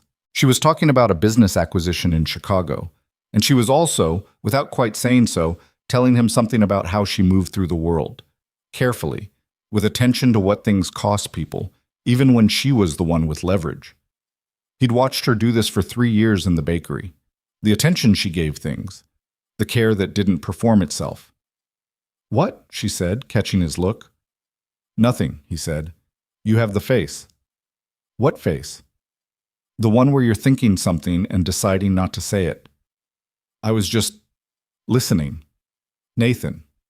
I was thinking, he said, that I've been paying attention to you for a long time and I'm still learning things. She was quiet for a moment. Is that good? She asked. Yeah, he said. That's very good. The food arrived and it was as good as she'd predicted. The duck larb was bright and sharp and complex, with a heat that arrived late and stayed, and they ate mostly without talking because the food warranted attention. Victoria ate with the focused appreciation of someone who had a professional relationship with taste, and he watched her without making a production of it.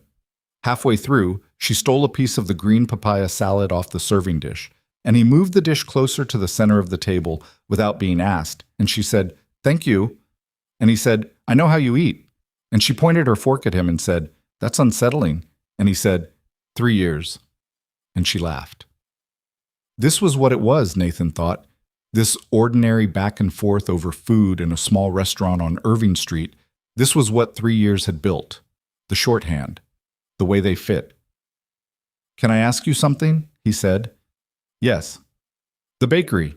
When you were deciding whether to keep it, Daniel said you called him." She paused slightly. "He told you that." "Wedding night. We had whiskey." She absorbed this. "Of course he did." She set her fork down and looked at the table for a moment. "Yes. I called Daniel.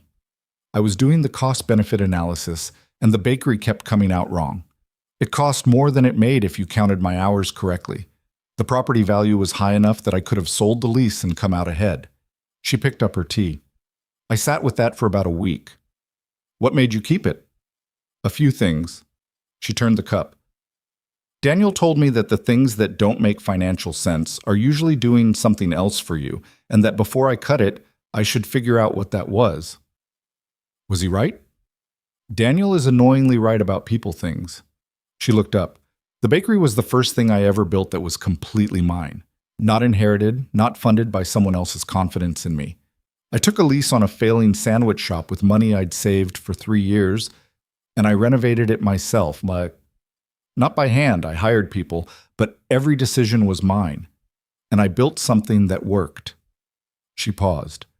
"The business empire, as people call it. It grew from that. The bakery was proof that I could do it. Before I had anyone believing in me, I had the bakery." He listened.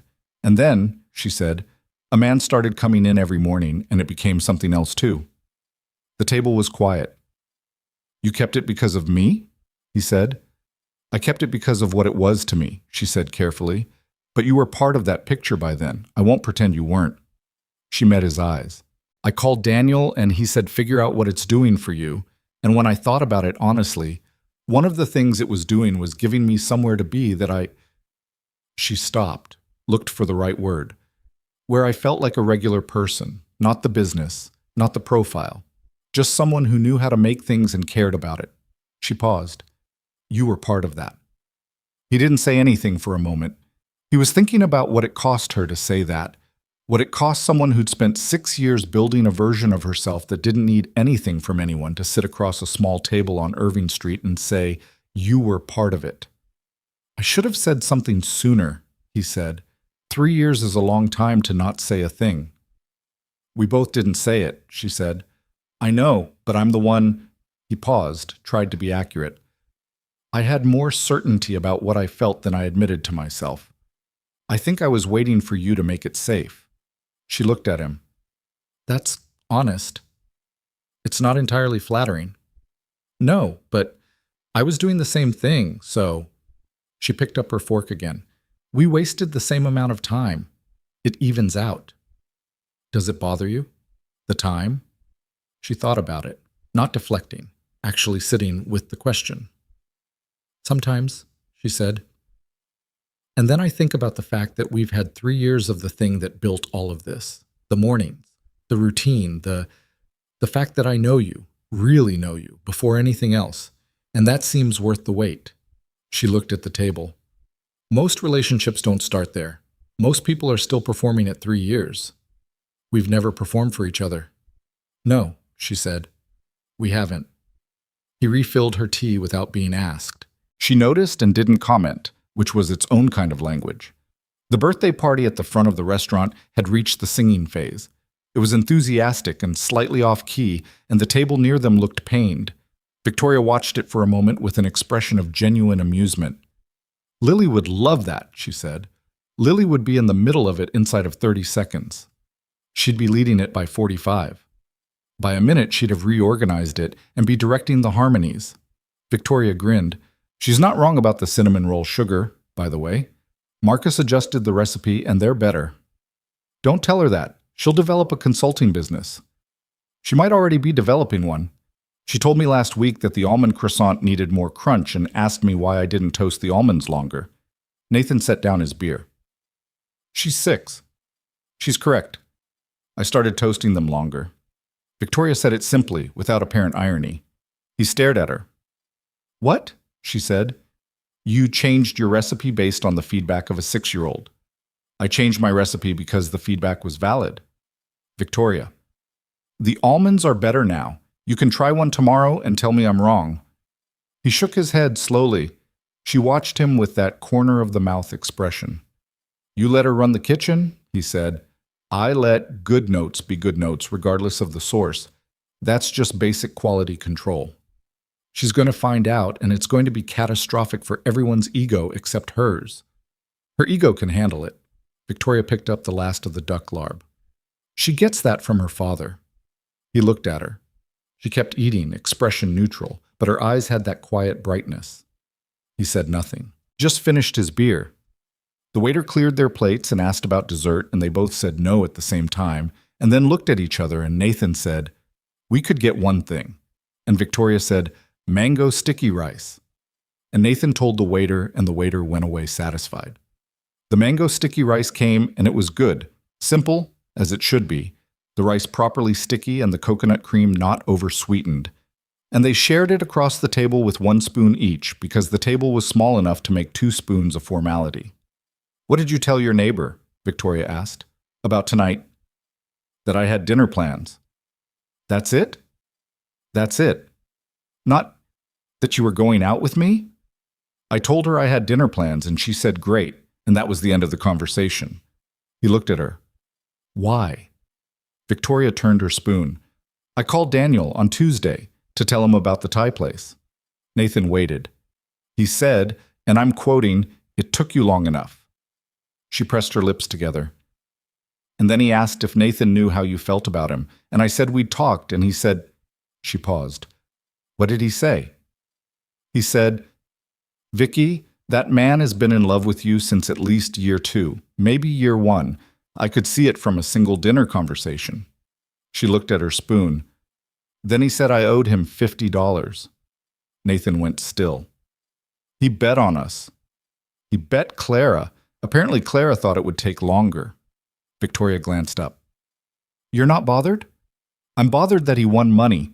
She laughed, sharp and genuine. He was very pleased about that. Very self-congratulatory.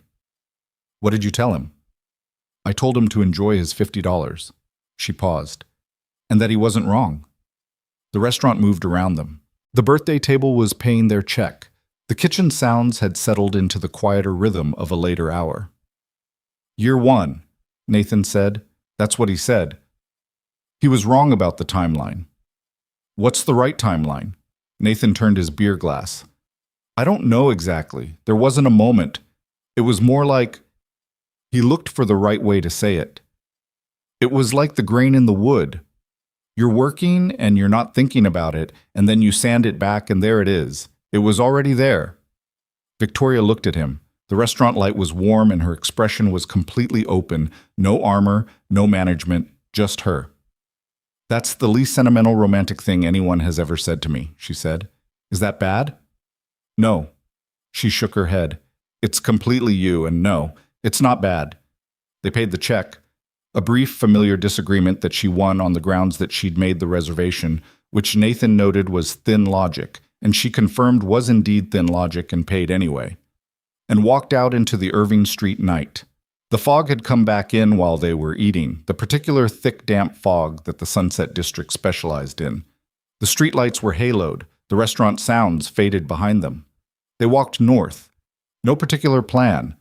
The neighborhood was quiet on a Thursday evening. A dog barked from somewhere behind a fence. The corner market had its lights on, warm yellow rectangle in the gray. "Lily's at the neighbor's until 10, Nathan said. It's 9:15. "I know." They walked another half block. "I live 4 blocks from here," Victoria said. "I know where you live." "I'm noting it as a fact, not necessarily as a suggestion." "Okay." They walked. "Nathan." "Yeah."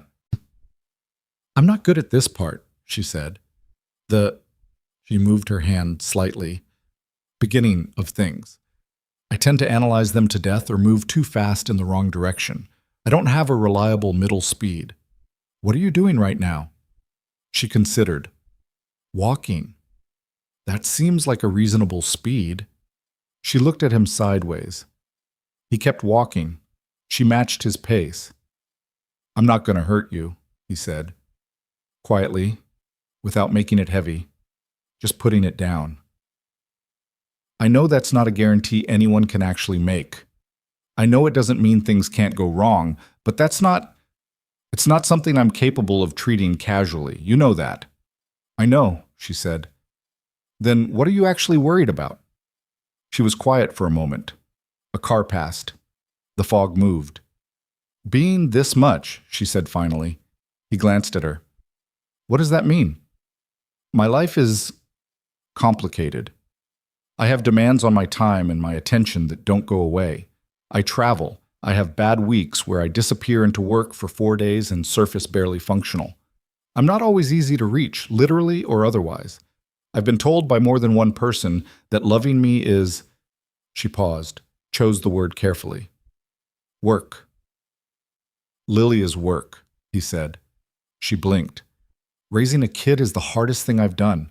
Some days it's genuinely, completely exhausting, and I'm not sure I'm doing it right, and I don't have anyone to check with." He kept his voice even. "But it's not the kind of work that makes you wish you'd done something easier. It's the kind that's hard because the thing matters." He looked at her. "You are not too much. You're significant. There's a difference." She stopped walking. He stopped a step later and turned back. She was standing on the sidewalk in the Coal Valley fog with her hands in her coat pockets, and her expression was cracked open, slightly, in a way he'd only seen twice before. The vineyard bench and the terrace table, the moments when all the management fell away. "Nobody has said that to me before," she said. "Then they weren't paying attention." She looked at him for a long moment, then she crossed the step between them and kissed him. Not tentative, not building toward it, just the decision made and executed, her hand coming up to his jaw and his hand finding her arm, and both of them standing on the Coal Valley sidewalk in the fog being, finally, cleanly, without excuse, exactly what they were. It wasn't perfect. His hand hit her coat button awkwardly, and she had to shift her angle slightly, and somewhere 2 blocks away, someone's car alarm briefly malfunctioned, and they both noticed it without separating. When they finally broke apart, she kept her forehead against his for a moment, and he could feel her exhale. "Okay," she said. "Yeah," he said. "That took 3 years, and 4 days, and a wedding. Daniel is going to be insufferable about this." She laughed against his shoulder, the real one, too loud, unmuffled. "He's going to call me within 12 hours. He has a sixth sense. He already won $50 off you." "Don't remind me." She stepped back slightly, just enough to look at him properly. Her hand was still on his chest, just resting there.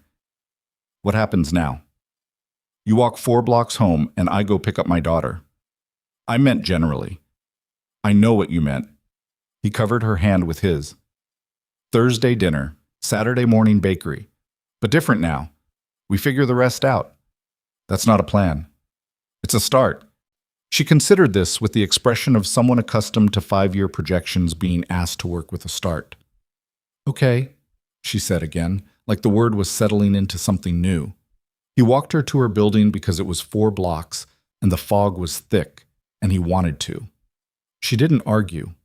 At the front step, she turned and looked at him in the way that was becoming a thing, a particular looking, direct and unguarded. Saturday, she said. 6:08, he said. Earlier. 6. 5:50. Lily is going to complain. Lily is going to love it. She turned toward the door. Good night, Nathan. Good night. She went inside.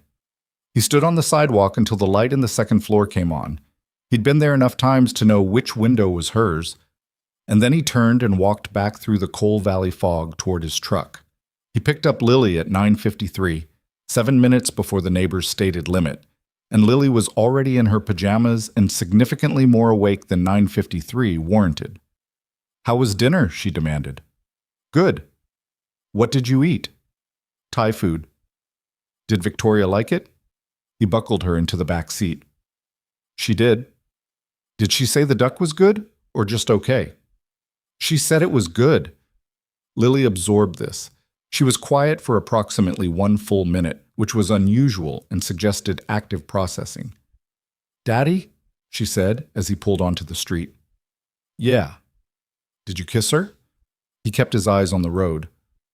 Lily. That's not a no. It's a you should be asleep. I'll be asleep in 5 minutes. Did you kiss her?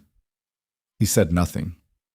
You did, Lily said with the absolute certainty of a 6-year-old who has processed available evidence and reached a verdict. You kissed her. I'm not having this conversation. Because you did. Because you're 6. I'm almost 7. Not for 4 months. She was quiet again.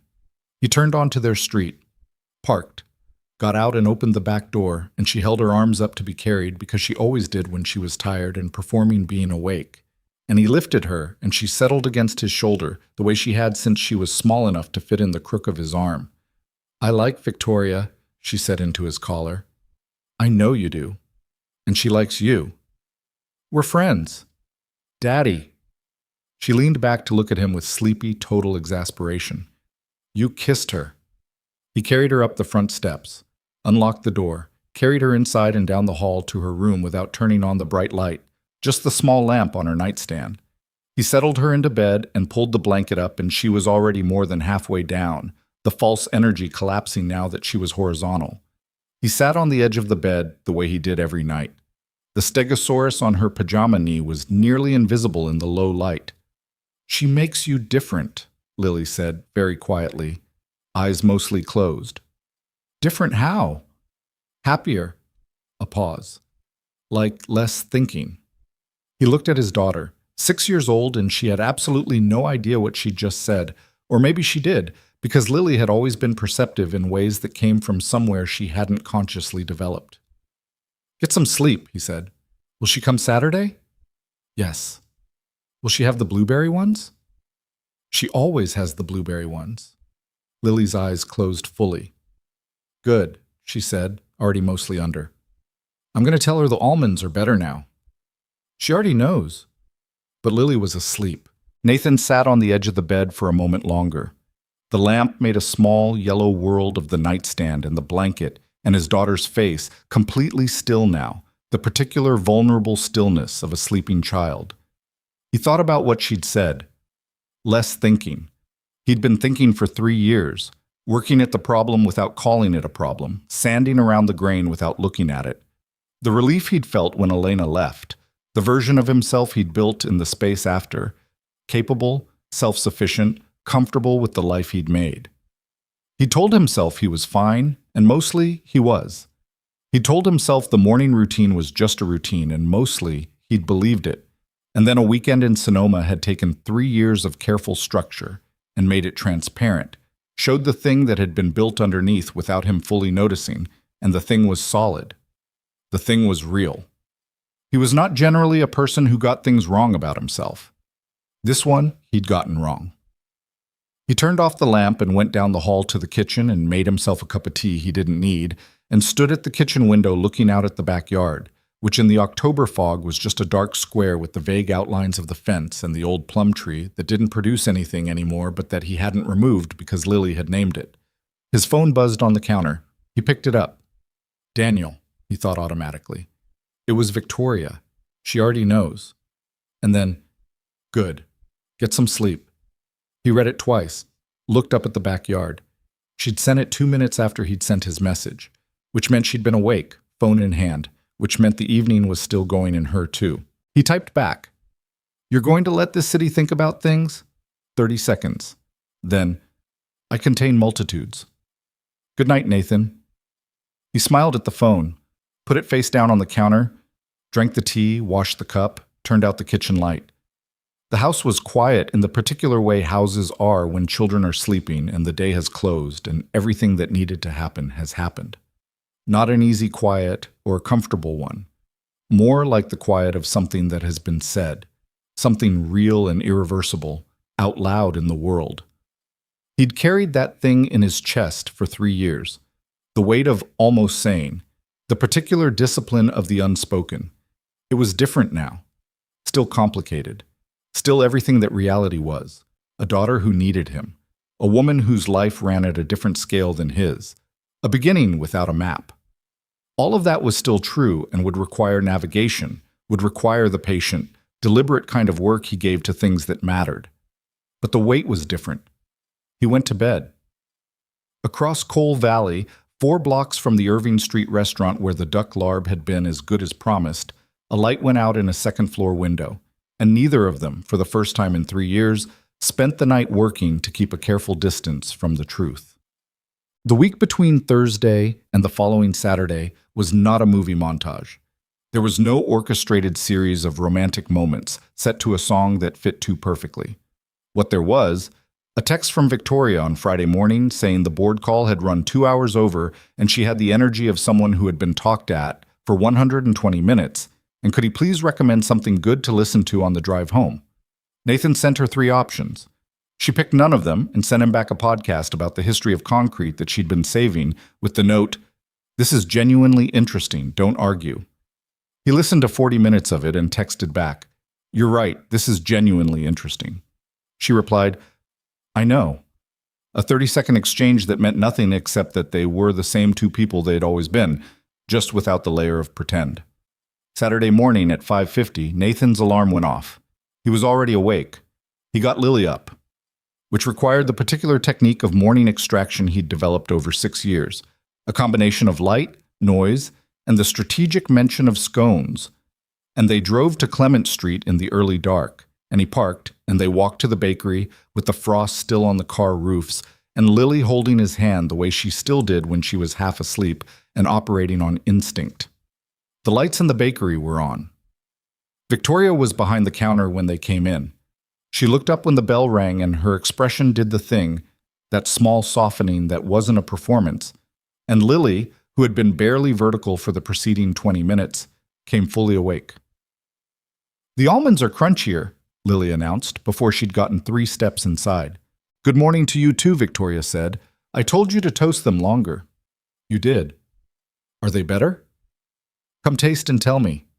Lily climbed up on the stool at the counter with the authority of someone who has been given a standing invitation and took the piece of almond croissant that Victoria produced and chewed it with a focus that was, Nathan thought, genuinely professional. "Better," Lily said. "I thought so too." "You're welcome." Victoria looked at Nathan over Lily's head. Her expression was composed, but her eyes were doing something else. He set his jacket on the back of the usual chair and sat down. She brought his coffee without asking how he took it, the same as she had for 3 years. She set it in front of him. Their hands didn't touch. The table between them was the same table it had always been. Second from the window, good light. Everything was the same. Everything was different. "Long board call yesterday?" he said. "The longest." She sat down in the 3rd chair, stole a piece of Lily's croissant. Lily watched this happening and decided not to contest it. "Patricia called this morning, by the way." "What did she want?" "To tell me she'd looked you up." Victoria said it with the measured calm of someone delivering mildly absurd news. "She found your website. Apparently she spent an hour looking at the portfolio." "And?" "She wants a custom dining table." Victoria picked up her coffee. "She asked if you were taking commissions." Nathan stared at her. "She said, and I'm quoting, The joinery on the walnut sideboard suggests someone who takes time seriously, which is not a common quality. Victoria's expression was carefully neutral. She would like an 8-seater, Connecticut hardwoods if possible. But he said nothing for a moment. Your aunt, he said. I know. Who was giving me the interrogation at the rehearsal dinner? I know. Wants to hire me. Apparently, she finally let the expression break slightly. I told you she liked you. She said I was solid. For Patricia, that's basically a standing ovation. She set her mug down. You should take the commission. The Connecticut market is different from here, and a referral from that zip code is not nothing. He looked at her. Are you managing my business now? I'm noting an obvious opportunity. You can do whatever you want with it. That's very restrained of you. I'm working on it. Lily, who had been eating her croissant with the focused silence of someone listening to everything, said, What's a commission? When someone hires me to make something specific, Nathan said. Like the table? Like a table. Will you make one for us? Lily asked. We have a table. We have an old table. She said old the way 6-year-olds do, like it's a condition that should be addressed immediately. A new one would be better. Our table is fine. Lily looked at Victoria with the expression of someone appealing to a higher authority. Victoria said, He's right. The table's fine. And then, into her coffee cup, Though the legs are a bit uneven. They're not uneven, Nathan said. One of them is slightly shorter. That's the floor. Nathan, I've sat at that table 30 times. It's the leg. It's the floor. She looked at him. He looked at her. Lily watched this exchange with the round-eyed attention of a tennis spectator. I could look at it, Victoria said. You could look at the table. I could look at the leg. I know what a plumb surface feels like. So do I. Then why is the table wobbling? It's not wobbling. It has character. Victoria opened her mouth, closed it, pressed her lips together against something. You're impossible, she said, but the impossible had a warmth in it, a particular texture it hadn't carried before Thursday, and they both heard it. Lily heard it too. She looked at her father. He was looking at Victoria. Victoria was looking at the table, hiding something at the corner of her mouth. Daddy, Lily said. Are you and Victoria friends now? We've always been friends. Different friends? He looked at his daughter. Her expression was patient and knowing in a way that would have been funny if it wasn't also completely accurate. Yes, he said. Good, Lily said. She turned back to her croissant. The almonds are still a little pale on the edges, she said to Victoria. Just so you know. Victoria looked at her, then looked at Nathan. He shrugged in the way that said, I cannot explain her. She arrived like this. And Victoria laughed. The real one, too loud for the quiet morning bakery, and the sound of it filled the room, and outside the fog on Clement Street was just beginning to lift, and somewhere down the block someone was opening a flower shop and rolling out the first display, and the city was doing what it did every morning, which was beginning again without asking anyone's permission. Nathan picked up his coffee. The mug was warm. The coffee was exactly right. Some things don't need to change to become something new. The dining table leg turned out to be the table. Nathan discovered this 3 weeks after the bakery argument, when he went to level the floor beneath it with a shim and found the floor was perfectly plumb. He stood there with the level in his hand for a long moment, looking at the evidence, and then he put the level back in the shop and said nothing about it to anyone. He ordered new hardware for the leg joint that weekend. Victoria never mentioned it again, which meant either she'd forgotten or she was being gracious, and with Victoria it was genuinely impossible to tell which. What was possible to tell, in the weeks that followed Thursday on Irving Street, was that something had shifted in the architecture of their daily lives in ways too small to announce and too significant to miss. She still came in through the bakery's back entrance at 5:15 most mornings. He still arrived with Lily at 6. The table was still the second from the window. The coffee was still exactly right, but there were new things folded in among the old ones. A hand held briefly across the counter when nobody was looking, or actually held when somebody was, and neither of them felt the need to explain it. A key to the bakery's side door that appeared on his kitchen counter one Tuesday with no ceremony, just there when he came down to make Lily's lunch. And when he'd picked it up and looked at it, she'd texted at that exact moment as if she'd timed it. For early mornings when I'm running late. You know the alarm code. He did. He'd watched her type it enough times. These were small things. They were also everything. The first real test came in November, 6 weeks after the wedding. Victoria went to Chicago for 8 days to finalize the acquisition. 8 days was not, in theory, a long time. Nathan had gone longer periods without seeing her before. She traveled. That was part of what she was. And he'd never kept count of the gaps before because there had been nothing riding on them. Now there was, or there felt like there was, and he discovered that the difference between absence that doesn't matter and absence that does is entirely a function of what you've admitted to yourself. He missed her, specifically and inconveniently. He missed her opinion on a wood stain decision he was making for the Connecticut Commission. Patricia Ashford Moore had called him directly, with the clipped but genuine warmth of someone who'd decided he was acceptable, and the project was real and significant and slightly terrifying. He missed her at Saturday morning when he and Lily went to the bakery and Marcus was behind the counter instead, and Lily ate her scone without her usual editorial energy, as if the food tasted different without the right audience.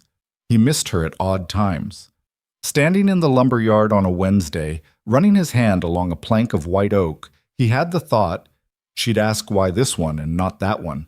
And the thought arrived with such specific clarity that it took him a second to locate himself back in the present. He called her on day 5. Not a text. An actual call, the kind they'd established early on, felt like it meant something.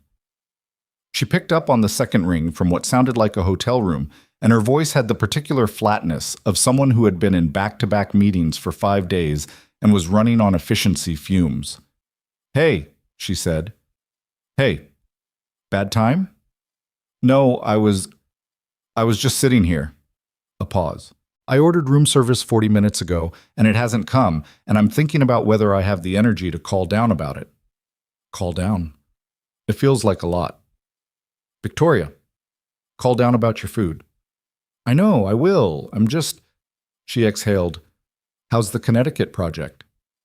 "I'm picking the wood this week. White oak or black walnut. She wants something that'll outlast her." "White oak," Victoria said without hesitating. "Black walnut is beautiful, but it's her dining table. She wants something that says, this has been here forever and will be here longer. White oak does that." He'd been leaning toward white oak. He didn't say that. "Good call. How's Lily?" She told Marcus his latte art looked like a confused mushroom. A short silence, then a laugh, tired and genuine. "What did Marcus do?" "He practiced for an hour and sent her a photo of an improved version." She replied. 2 words. "Better? Barely." Victoria made a sound that was more groan than laugh. "She's going to be a nightmare when she's a teenager. She's a nightmare now. She's a very charming nightmare. She gets that from you." "I thought it was from me. Now it's from me again?" "The charming part is from you. The nightmare part is fully her own achievement." Another exhale. "I'm tired, Nathan." "I know. Not just today. I mean, the whole thing. This acquisition, Chicago, the thing where I'm sitting in a hotel room at 8 p.m., having accomplished everything I needed to accomplish, and feeling like I left something behind when I got on the plane." He was quiet for a moment, sitting in the workshop with the walnut and oak samples on the bench in front of him. "You did leave something behind," he said. "I know." Her voice was lower. "That's new. Is it bad?" "No." A pause. "It's just new. I've done this. Traveled for work, stayed in hotel rooms, operated in 3 cities in a week. For 6 years, and it has never felt like leaving before. It was just where I was." She shifted. He could hear the hotel room sounds. "I don't know what to do with missing something." "You sit with it," he said. "It doesn't need to be fixed." "That's easy for you to say. You fix things for a living. I build things. There's a difference." She was quiet. 3 more days, he said. 3 more days, she agreed, and then, "The room service is probably cold now. Call down." "I'm going to call down." "Victoria." "Calling down right now," she said, and he could hear her already getting up, and he smiled at the workshop wall until she said goodnight and hung up. 3 days later, she came back from Chicago and walked into the bakery on Saturday morning at 5:40 and was behind the counter when Nathan and Lily arrived at 6:02, 2 minutes later than usual, because Lily had required an extended negotiation regarding whether her rain boots constituted appropriate footwear, and Nathan had eventually conceded the point because the battle wasn't worth it. Lily saw Victoria through the window before the door opened and made a sound that Nathan could only describe as a sound of pure retrieval. The particular noise a person makes when something they'd been missing without fully naming it suddenly reappears. She pushed through the door and went directly to the counter and climbed up on the stool. "You're back," she said. "I'm back," Victoria said. "Marcus's latte art is still bad." "I know, he told me. He's been practicing." "It's better. It still looks confused, though." "I'll work with him." Victoria looked at Nathan over Lily's head. The look was brief and complete, and said everything that the public context of the bakery didn't leave room for. He sat down at the table. She brought his coffee. She put her hand on his shoulder for just a moment as she set the mug down. Not a gesture that announced itself, not dramatic, just a hand on a shoulder and then gone. And he put his hand briefly over hers before she pulled away. Lily was watching the display case with the focused attention of someone building a case for a second scone. Everything was ordinary. Everything was deeply, quietly, exactly right. This was the thing nobody told you about love that arrived slowly. That when it settled in, it didn't feel like a firework. It felt like the floor, like the thing that had always been there, load-bearing without calling attention to itself, and you only really understood what it was when you stopped to look at how much was resting on it. The Connecticut Commission took 4 months. Nathan drove to Marin once to source the white oak from a supplier who ran a small sustainable mill and cared about grain and provenance in the way Nathan respected. And he brought Lily on a Saturday because the supplier had a dog, which Lily considered non-negotiable, and because Victoria had a board call that morning and couldn't come, though she'd been invited. The dog was large and good-natured, and Lily named it unofficially and was corrected about its existing name and didn't care. He built the table in the garage shop through November and December, working mostly in the evenings after Lily was in bed, the particular focused hours between 8 and midnight when the neighborhood was quiet, and the wood did what the wood did, and his mind emptied of everything except what was in front of him. It was the kind of work that had always been a refuge and remained one. Some things don't need to change when everything else is changing. Victoria came to the shop sometimes, not to help. She was clear that she had no useful function in a woodworking context and saw no reason to pretend otherwise. But she would sit on the stool by the door with a glass of wine and her phone and whatever she was working through, and occasionally she'd look up and ask a question. Why are you going with the hand plane instead of the sander on that edge? Or what does that joint do that a simpler one wouldn't? And he'd explain and she'd listen with her full attention and then go back to her phone and the work continued, and it was good. It was specifically good in the way that being known is good, not needing to perform the work, not needing to make it more or less than it was. On a Thursday in December, 2 weeks before Christmas, she came in and sat on the stool and was quiet for longer than usual. He noticed but kept working. He'd learned to let her find her own way to things. After about 20 minutes, she said, "I offered the Chicago CEO a board seat." He kept his hand moving on the plane. "How'd he take it?" "Better than I expected. He still looks like a man who's watching someone else drive his car. But he's trying." She turned the wine glass. "His operations director, the one I mentioned, the woman I wanted to keep. She called me this week to say she's in, that she's going to make it work." "That's good." "It is." A pause. She said something interesting.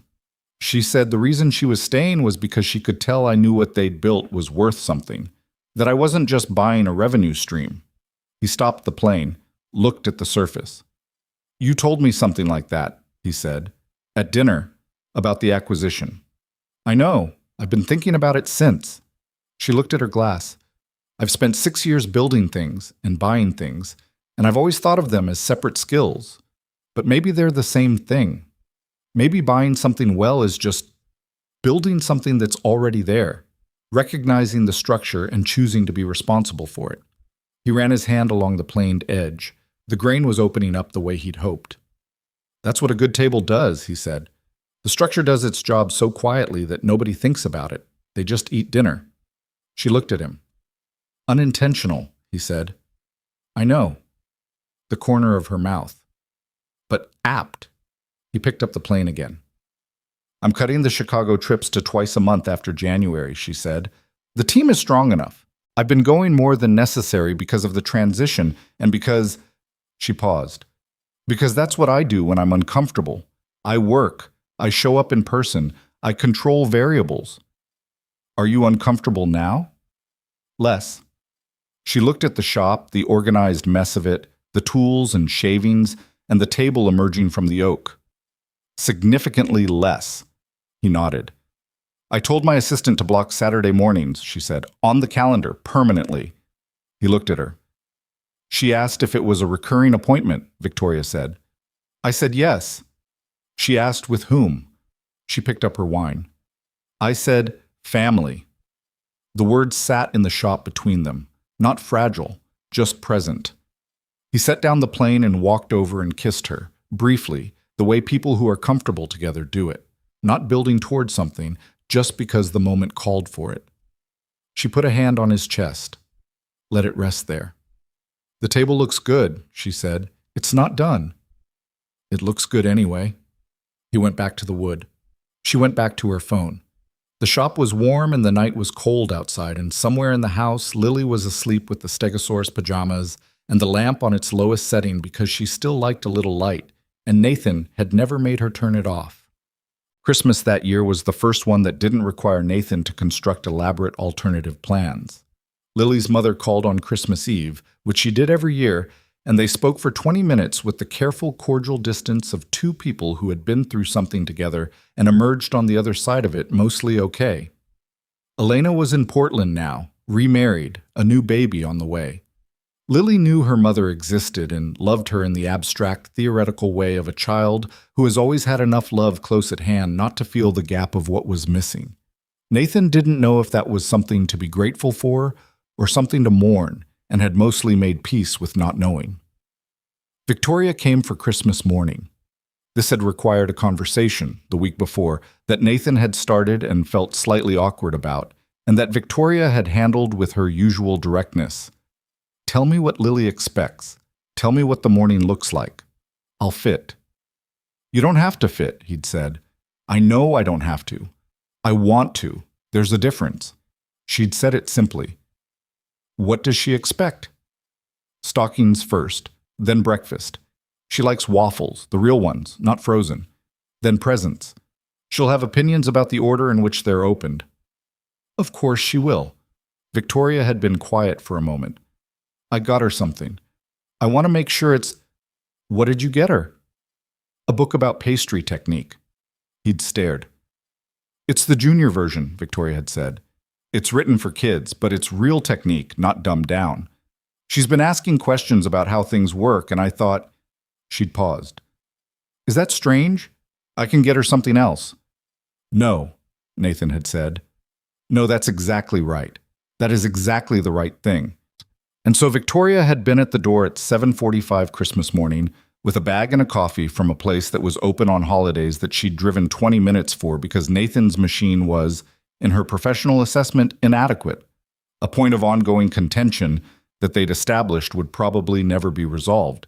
And Lily had opened the door before Nathan got there and said, "You're here," with the satisfaction of an expectation confirmed, as if she'd been certain all along. The morning was imperfect in all the specific ways that mornings with a 7-year-old are imperfect. Lily dropped a glass and it broke, and she cried. Not about the glass, but because she'd been told not to carry it, and she'd done it anyway, and the shame of being wrong hit her with a ferocity she hadn't expected. Victoria sat down on the kitchen floor with her and said nothing for a minute, just sat there at eye level and then said, I broke a blender last month, a really expensive one, into 4 pieces. Lily had sniffled and said, What happened? And Victoria had said, I put it back in the box and pretended it arrived that way. And Lily had said, That's bad. And Victoria had said, It was pretty bad, yes. And Lily had laughed through the last of the crying, and that was the end of it. Nathan made waffles and watched this from the stove and thought, There it is. There's the thing. Not the grand gesture. Not the sweep of romance. Just a woman sitting down on a kitchen floor because a kid needed someone at eye level. The pastry book had produced the response Victoria had predicted, and Nathan had confirmed. Lily had opened it and gone completely still for 3 seconds, which was the Lily equivalent of speechlessness, and then looked up at Victoria with an expression of such transparent joy that it was almost unbearable to look at directly. "It has a chapter on laminated dough," Lily said. "I know, that's the one I'd start with." "What's laminated dough?" "Croissants? Pain au chocolat. The butter layers." Lily's eyes went to a size that suggested she was doing calculations. "Can we make some?" "Not today. You need a cold kitchen and patience, and today you have neither." "Tomorrow?" "Call me tomorrow and we'll see." Lily had looked at her father with the expression of someone who had received exactly what they needed and was already planning the next 4 moves. They ate breakfast and opened presents, and the table wobbled. The fixed leg had improved it, but the floor beneath it was genuinely, it turned out, slightly uneven, something Nathan had confirmed with the level the week before and had not mentioned to Victoria. And at some point in the mid-morning, Lily had climbed into Victoria's lap uninvited, with the total confidence of someone who'd never thought twice about whether the space was available, and Victoria had shifted to accommodate her and gone on reading whatever she was reading on her phone, and Lily had gone on doing whatever she was doing on Nathan's old tablet. And the two of them had just sat there, stacked, entirely comfortable. Nathan was doing dishes. He didn't look for long, just long enough. Then he went back to the dishes. The Connecticut table was delivered in February on a Tuesday, when the Bay Area was doing its version of winter. Gray and damp, not cold enough to complain about, just cold enough to notice. Nathan and a guy from the shop drove it up to Marin for the ferry crossing to Connecticut, which was an adventure in logistics that he'd planned carefully and that went wrong in 2 specific ways he hadn't anticipated. The ferry was 20 minutes late, and the truck had a flat on the way back. He dealt with both. He was getting better at dealing with things without narrating them in his head as problems. Patricia Ashford Moore received the table in the dining room of a house that was exactly what he'd expected from her. Formal, considered, the kind of New England interior that communicated its history without hanging it on the walls. And she walked around it 3 times before she said anything. Then she ran her hand along the edge the way people do when they want to know what something is made of. "The joinery," she said. "Mortise and tenon," he said. "No mechanical fasteners. If you take care of it, it'll outlast this house." She looked at him with the same measured assessment she'd given him at the rehearsal dinner. "Victoria chose well," she said. He thought about pointing out that Victoria hadn't technically chosen anything, that he'd built the table on his own terms and Patricia had commissioned it directly. He decided against it. "Thank you for the work," he said. "Thank you for the table." She folded her hands. "Come for dinner when it's in use, both of you, and the child if you like." "Her name is Lily." "Lily," Patricia said it with the slight adjustment of someone filing a correction. "Bring Lily." He drove back to the ferry and stood on the deck in the February cold watching the Connecticut shoreline get smaller and thought about what she'd said. Victoria chose well, and the strange thing was that it didn't irritate him the second time he turned it over, because in the ways that mattered, it was true. Not about the table. About the thing Patricia had actually meant. He called Victoria from the ferry. "How'd she take it?" Victoria asked. 3 laps around the table, touch test, told me it would outlast the house. That's Patricia for it's perfect. She invited us for dinner, you and me and Lily. A pause.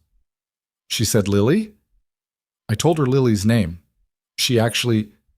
Another pause. Nathan. She doesn't invite people to dinner. She has people for cocktails.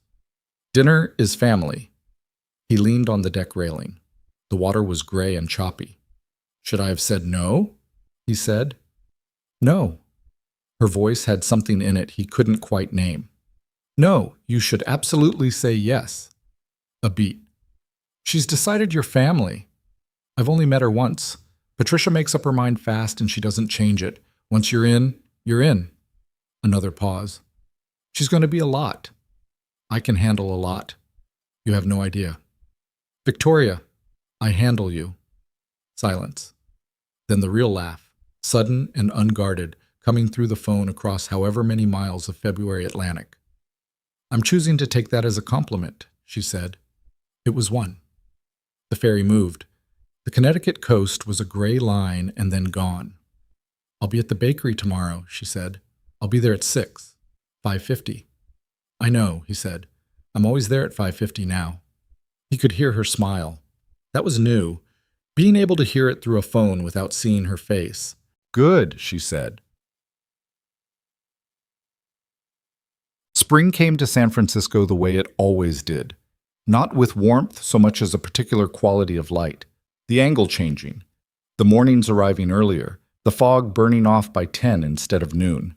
The city shook itself out after the gray months and the park filled up on weekends, and the farmers market on Clement expanded its footprint by 2 stalls, and Victoria updated the bakery menu for the 4th time since January in ways that Marcus photographed and posted, and that seemed to bring in a reliable cohort of regulars who came specifically for the seasonal items. Lily turned 7 in March. She asked for, and received, a birthday dinner at the bakery after hours. Just her and Nathan and Victoria, because Lily had been specific about not wanting a party this year. She'd said parties were chaotic in the authoritative way of someone who'd recently acquired a new vocabulary word and was testing its range of application. Victoria had decorated the back room with the kind of careful, unfussy attention she gave to things she actually cared about. Small lights and a hand-lettered banner that said 7 in the same style as the bakery sign, and made a cake that Lily had designed, mostly in terms of flavor ratios, over 3 separate consultation sessions. The cake was cardamom and orange, because Lily had decided these were elegant flavors. She had eaten 2 slices and then sat across the table from her father and Victoria with the sated, considered expression of a person reviewing an experience. "Good cake," she said. "Thank you," Victoria said. "The cardamom is exactly right." "I know." Last year's birthday cake was chocolate. It was good but not interesting. She turned her fork. "This is more interesting." "I thought you'd think so." "Daddy thought I'd want chocolate." "I said I could make either," Nathan said. "You thought I'd want chocolate." "I thought it was a possibility." Lily looked at Victoria. "He thought I'd want chocolate." "He's learning," Victoria said. "Hey," Nathan said. "You are," Victoria said. "It's a compliment." He looked at her. She was sitting across from him in the back room of her bakery at 7:30 in the evening with cardamom cake on the table and the small light she'd strung reflecting in her eyes, and she was watching him with an expression that was amusement and fondness and something else underneath, something that had been accumulating for months and that he'd stopped needing to name because it was simply present. "Thank you for this," he said. She knew he didn't mean just the cake or the decorations. "Thank you for the table leg," she said. He blinked. "What?" "The leg. You fixed it, I noticed." She held his gaze steadily. "I was right, and you fixed it, and you never told me you fixed it, which is either annoying or charming, and I haven't decided which." Lily looked between them. "What table leg?" "Our kitchen table," Nathan said. "It was uneven," Lily said immediately. "I've been saying that for months." Victoria looked at him with the expression that said, "Your child. Absolute evidence." "Fine," he said. "It was the leg. You were both right." "Was that so hard?" Lily said. "Excruciating," he said. She nodded, satisfied. "Can I have more cake?" "Half a piece," Victoria said, already cutting. Mom. There is a particular kind of question that people ask when they want to understand how 2 people found each other. They're looking for the origin moment, the first glance, the inciting incident, the clear before and after. Nathan and Victoria got asked versions of this question over the years, by Daniel and Clara at their first anniversary dinner, by Aunt Patricia during the Connecticut visit in May, by Lily herself one morning in the truck on the way to school, phrased with the direct simplicity of someone who doesn't understand why adults make straightforward things complicated. "When did you and Victoria decide to be together?" Nathan had thought about how to answer that for approximately 4 seconds, and then said, "At a wedding." "Whose wedding?" "Daniel's." "Was it romantic?" "It was a very good wedding."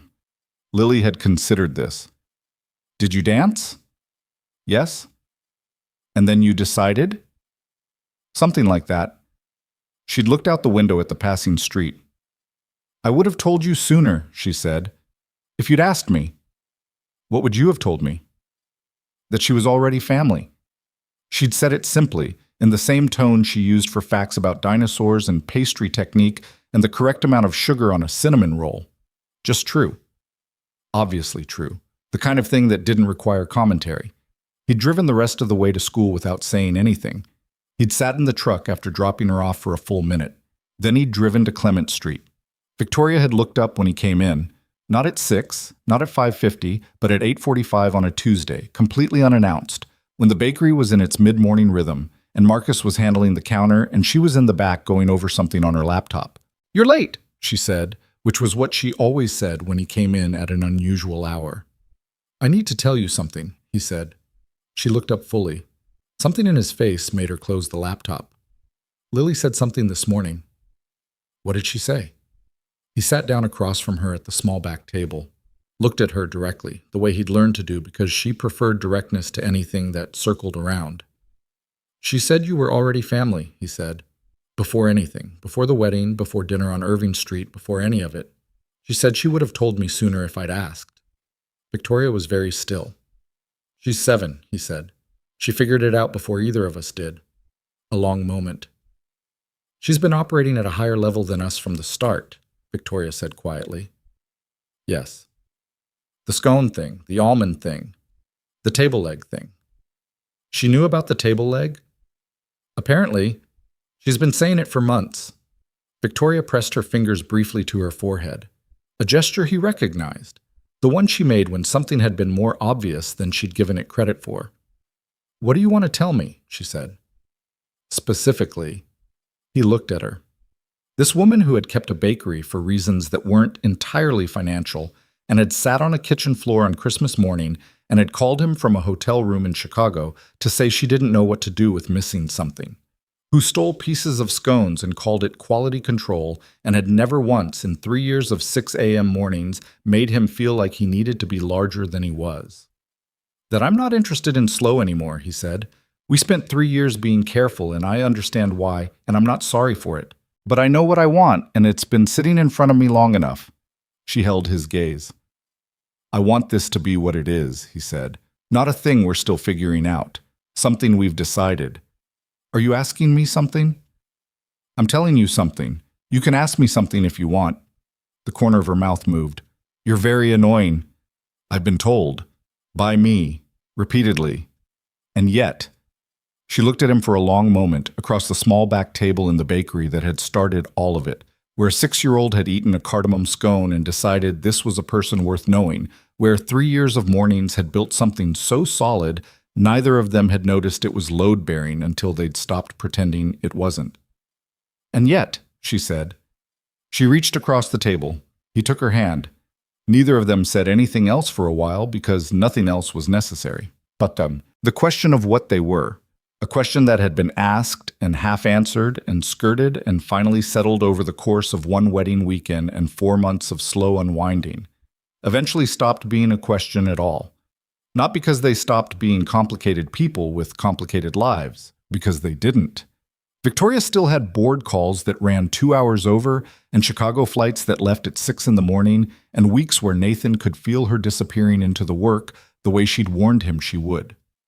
He still had days when a commission went wrong, and he rebuilt the same joint 3 times and said nothing about it, and came home quiet in the way that was about the work, but also about the older thing, the residual weight of years of doing everything alone.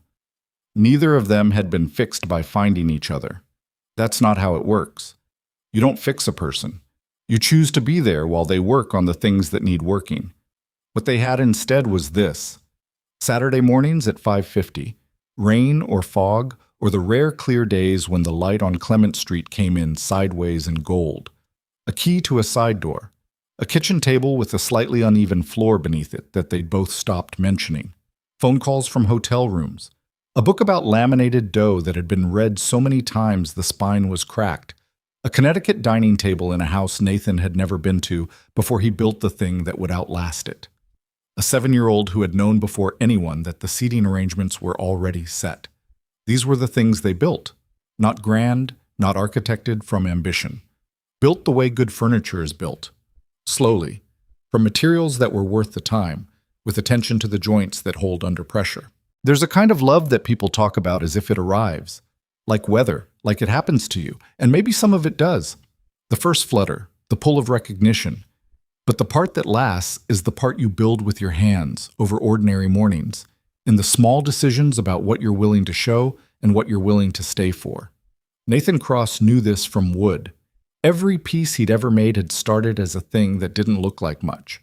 The shape was in there, in the grain, but it needed someone willing to put in the hours to find it.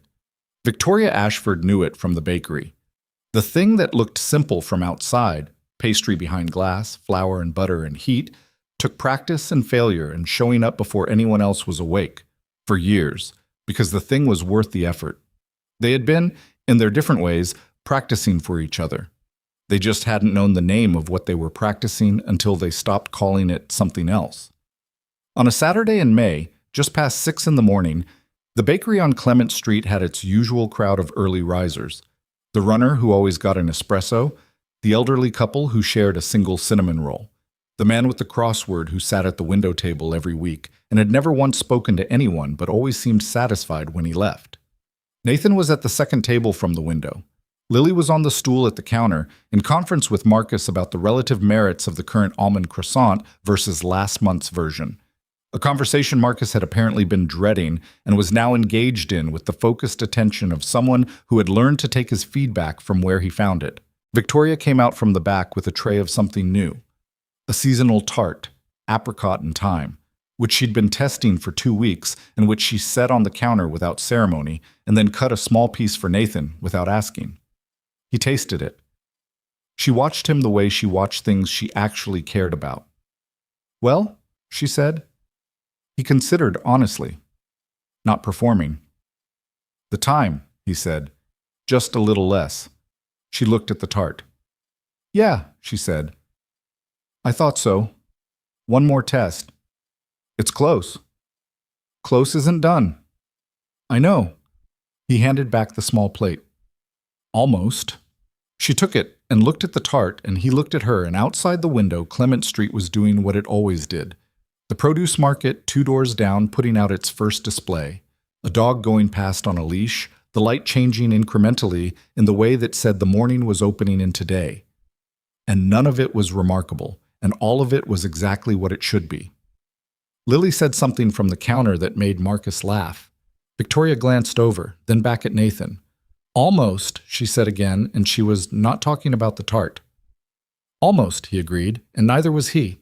But almost was where you lived when you were building something. In the space between where you were and where you were going, doing the work, showing up before it was easy, trusting the grain to tell you when it was ready. They were almost. They were also already there. Both things were true. That's how it is with things that last.